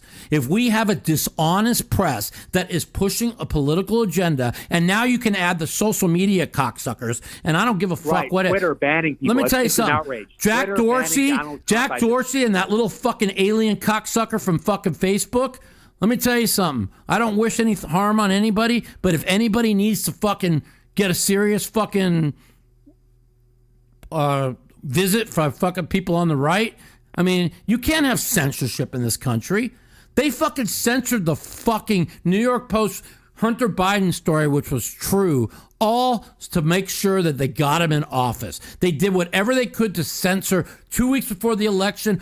You couldn't retweet anything. It was a fucking biggest election interference in the modern history. That's not counting whether you think they stole it or not. Right. I agree. 15 years ago, you had Netflix, which would air the Loose Change documentary, the 9/11 conspiracy theorists. Right. I don't agree with that, but they would air it. But yet today, Twitter is banning people like Mike Lindell, Donald Trump. You know, why not just have Americans? Because they're communists, bro. They're fucking commies, bro. They fucking are trying to control what you can and can't say, okay? We are living under China rules, and this is why I fucking pushed the lever for Trump, whether I liked him or not, because we're in America. America's a capitalist country. America's free speech. Like in 1974, the ACLU let the Nazis fucking march in the street in Skokie, Illinois, because it's free speech. Now everything's hate speech. If they don't like what you're saying, they just ban you and call it hate speech. Look what they did to the Wall Street Beats people. They fucking scammed the hedge funds for $13 billion.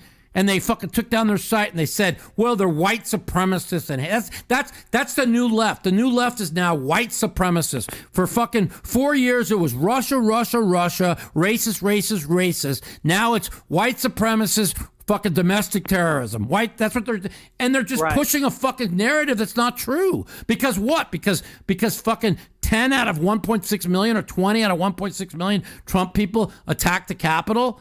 None of them were fucking going to kill any of them. Tens of thousands of people go to see Trump, and maybe a few dozen went inside the building. And there was also, by the way, there were black Trump supporters in Capitol Hill. But going back really quickly to FDR, here's a guy who was in a wheelchair, and me and you, we have spinal injuries. Mm-hmm.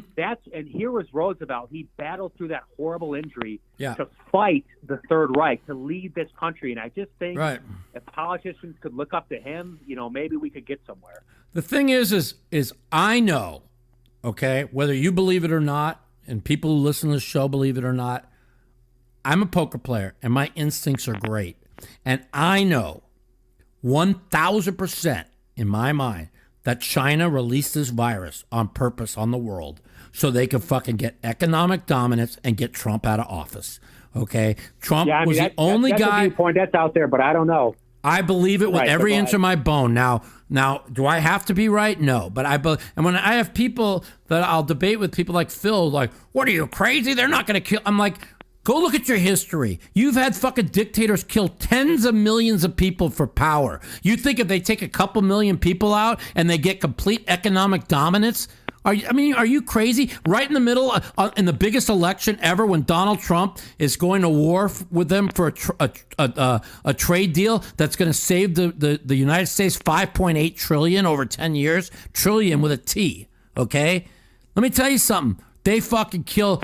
Look at Hitler and Mussolini. Look at your history. They've killed tens of millions and done for more economic power and for control. If you don't think they didn't do this on purpose, come on, man. It's like come on. You look at all the coincidences. It's like, I mean, you don't even want to know what I think. I mean, like Biden. It's all good, man. I hear you. Yeah, you know, and Biden tweeted August 25th, 2019. We're not ready for a global pandemic. If we have a global pandemic, we're going to be in trouble. Why is he tweeting that in October 2019? The guy can't put two sentences together. When you're telling me that this guy's going to talk about a global pandemic 2 months before one hits. I'm sorry, I don't buy it. Just like they had Event 201 on October 30th in New York, 5,000 people, a mock global pandemic. All right, I'm sorry, you don't have these things in 2 months. It's possible that China, that somebody in a lab there accidentally released this thing. Do you think that's possible? Okay, let's say that did happen. Okay, either way, China locked down Wuhan. Okay, would not let any flights, anybody in Wuhan. They locked them. They welded them in their fucking apartments, and they wouldn't. You couldn't fly anywhere to any part of China, but they let 8 million people fly all over to Italy, United States, and everywhere.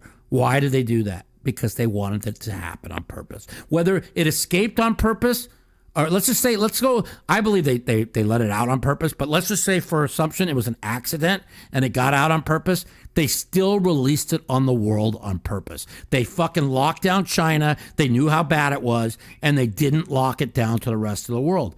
Ask yourself why. Okay, we know why. Well, it's interesting because you got China, a country of over 1 billion people, something like 15-20% of our. And you tell me 6,000 people died. I agree with you there. I agree with a lot of what you said here about the other points. And by the way, I'm a Democrat. I voted for Trump for a number of reasons. I think that how Biden was treating BLM, Biden should have been more about equality among man. Right. Fight for the working man, not this identity politics. No Fight shit. For the working man. This is now, see, there you go. This, what you just hit is exactly why I can't vote Democrat. It's not that I don't want to. There's a lot of things on the left I like, okay? But you hit it right on the nose. Every fucking thing out of the left is identity politics. They say Trump's a divider and divided everybody. No, they divide everybody by race. Dude, Biden came out 3 days into his presidency. He's like, we're going to make sure that black and Latinos get the vaccine first. I'm like, really? You're going to fucking separate people by the color of their skin? By who gets a virus first? I mean, these people are sick, man. And all they're doing is doing that. Hopefully, you just gotta stay positive, right? Yeah. You gotta hope that the future will be good. Right. America's been through the Great Depression. It's been through World War II. But they're doing it. But when they say shit like that, they're doing it to make people think like they give a fuck. They could give a fuck about anybody. Both sides could give a fuck about anybody. But when they just sit there, whenever they start bringing the identity politics in and black people and brown people die more from coronavirus, I'm like, give me a fucking break, okay? Like, the only reason why that could possibly be true is because people, we live in the most obese country in the fucking world, and what black African Americans and Latinos, they like to eat good, and a lot of them are overweight. So it's got nothing to do with they're black or fucking Latino. It's fucking obesity is the biggest killer in the coronavirus. So. Right, and the obesity is going to affect a lot of the inner city communities where a lot of those folks they're getting fast food, and it's not because of their skin color. So it's not. Yes, exactly. But when you know what I'm saying. But whatever, it is what it is, man. Let's make the best of it. Who you like in the Super Bowl? Well, I beginning of the year I got the Chiefs at 5.5 to 1. So I'm really pumped up about that. I just put an insurance bet on the Buccaneers today. So I want the Chiefs to win. I know Andy Reid, his son, got into some kind of a car accident. Yeah, I remember that. And there's some trouble there. So I wonder if that's going to affect. I don't know if it was his son. It was a linebacker coach. I don't know if his son was in the car or not. I think it was. I remember seeing it was an assistant coach. I could be wrong. Yeah, it's their linebacker coach, but I don't know. There was 2 people in the car, so I don't. If it was Andy Reid's son, we would have heard about it. But either way, We'll see. We'll see what happens. How about you? Who do you like? Who do you like, Mike? I mean, I mean, if they didn't lose their left and right tackle last week, I mean, I'd have just unloaded on the fucking Chiefs. But the fact that they're at home, I mean, they got pass rushers. They were able. See, here's the thing: is Green Bay lost their left tackle, and when the Rams weren't able to get to Rodgers, you said to yourself, okay, the loss of the left tackle is not going to affect Green Bay. Green Bay is going to win, which is why I took Green Bay against Tampa, right? But what we didn't realize is Aaron Donald was like at 50%, and that's why they couldn't get to why they couldn't get to Rodgers. But when Tampa Tampa was able to come right off and right off where they were missing that left tackle, and Rodgers got sacked 6 or 7 times. So let me ask you something. They're missing, as quick as Mahomes gets rid of that ball, they're missing a fucking all-pro, first fucking team all-pro left tackle and an all-pro right tackle. And they have pass rushers. I mean, that's all I'm saying. I just don't know if that you're going to know in the first quarter. You'll know if that, like literally in the first quarter. By the way, I'm looking right now at the New York Post. They have actually reported it is Andy Reid's son who was involved in that car was? crash. Okay, wow. Yeah. It was. So hopefully nobody gets serious. Oh, his son is the linebacker. They just said his son is the linebacker coach. Interesting. Okay. So, right. Yeah. Should be a good game, man. Well, have a good weekend. Have a good Super Bowl Sunday. Appreciate you calling, man. Have a good one. All right. Thank you so much for taking the time, Mike. God bless you. You have a good day. You got it. All right, man. We're 2 hours in, man. What's that? I'm not doing 2 more. They'll have to come back next week. We're 2 hours in. Guys, I'm sorry for the people who missed the calls this week. I got a bunch of things I got to do. And we had a 2-hour show. So we are going to wrap it up. Episode 62 is in the books. A lot of good calls today. Next week, we're going to have a good guest on. We're going to take phone calls. Everybody have a safe Super Bowl Sunday. Don't drink too much. Don't get COVID. Don't be at parties with too many people. Enjoy it with your loved ones. Have a great weekend. I think I'm betting Tampa, so that means everybody listening, take the Chiefs. I'm 0-9. See you guys later.